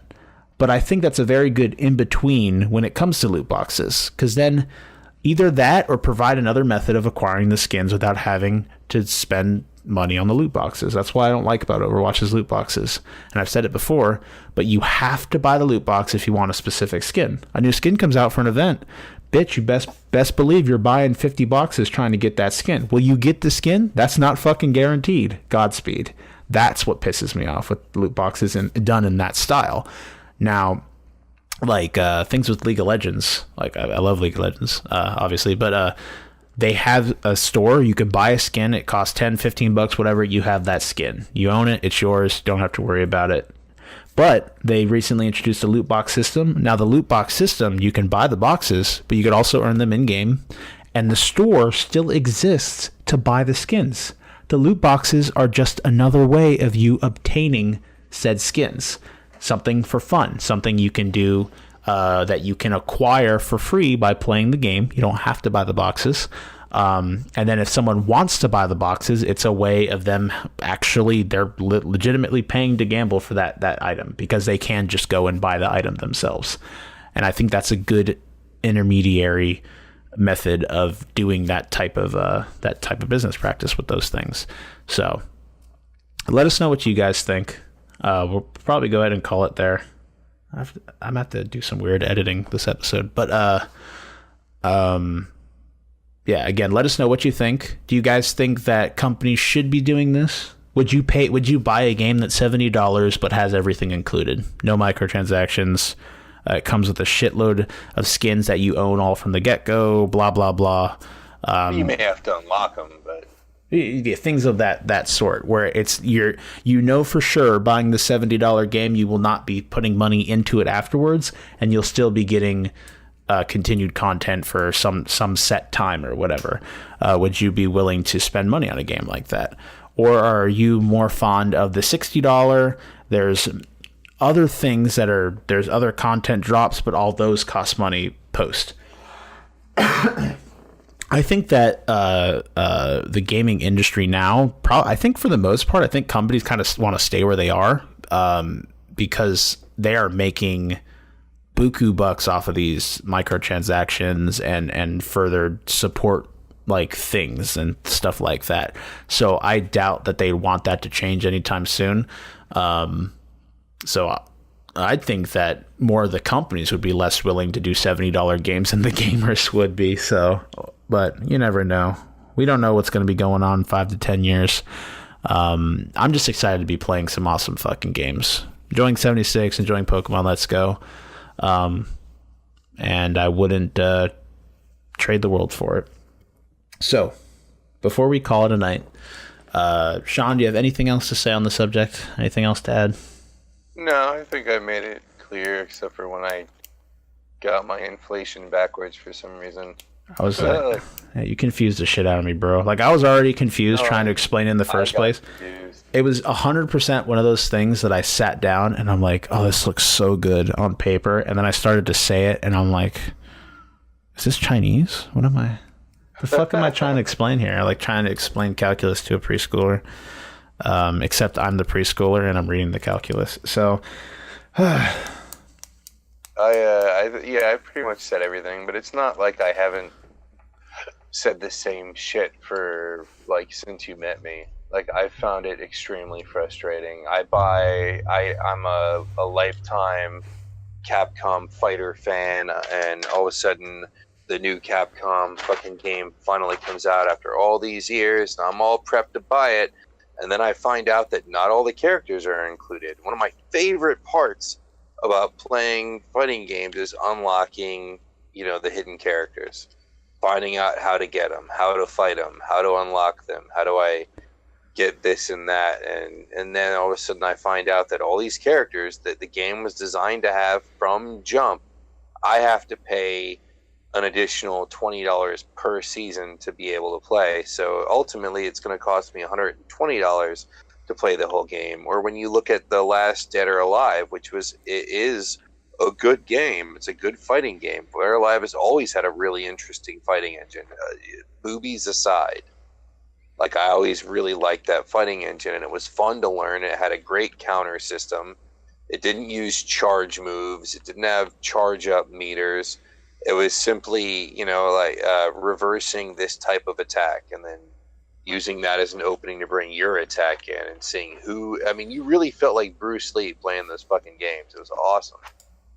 And then come to find out, like, it costs like $400 something to get all the costumes. And every Dead or Alive prior to that point, it took you a lot of time and you had to hit certain requirements to unlock a costume, but you would unlock all of the costumes. And that was part of the fun, was playing through the game enough to unlock everything and find out all the hidden secrets and things like that. Now, all it takes is money, and it's usually more money than you've got, and they have no problem with that. And so for the same amount of money, I'm getting much less game, and that is this like foul to me.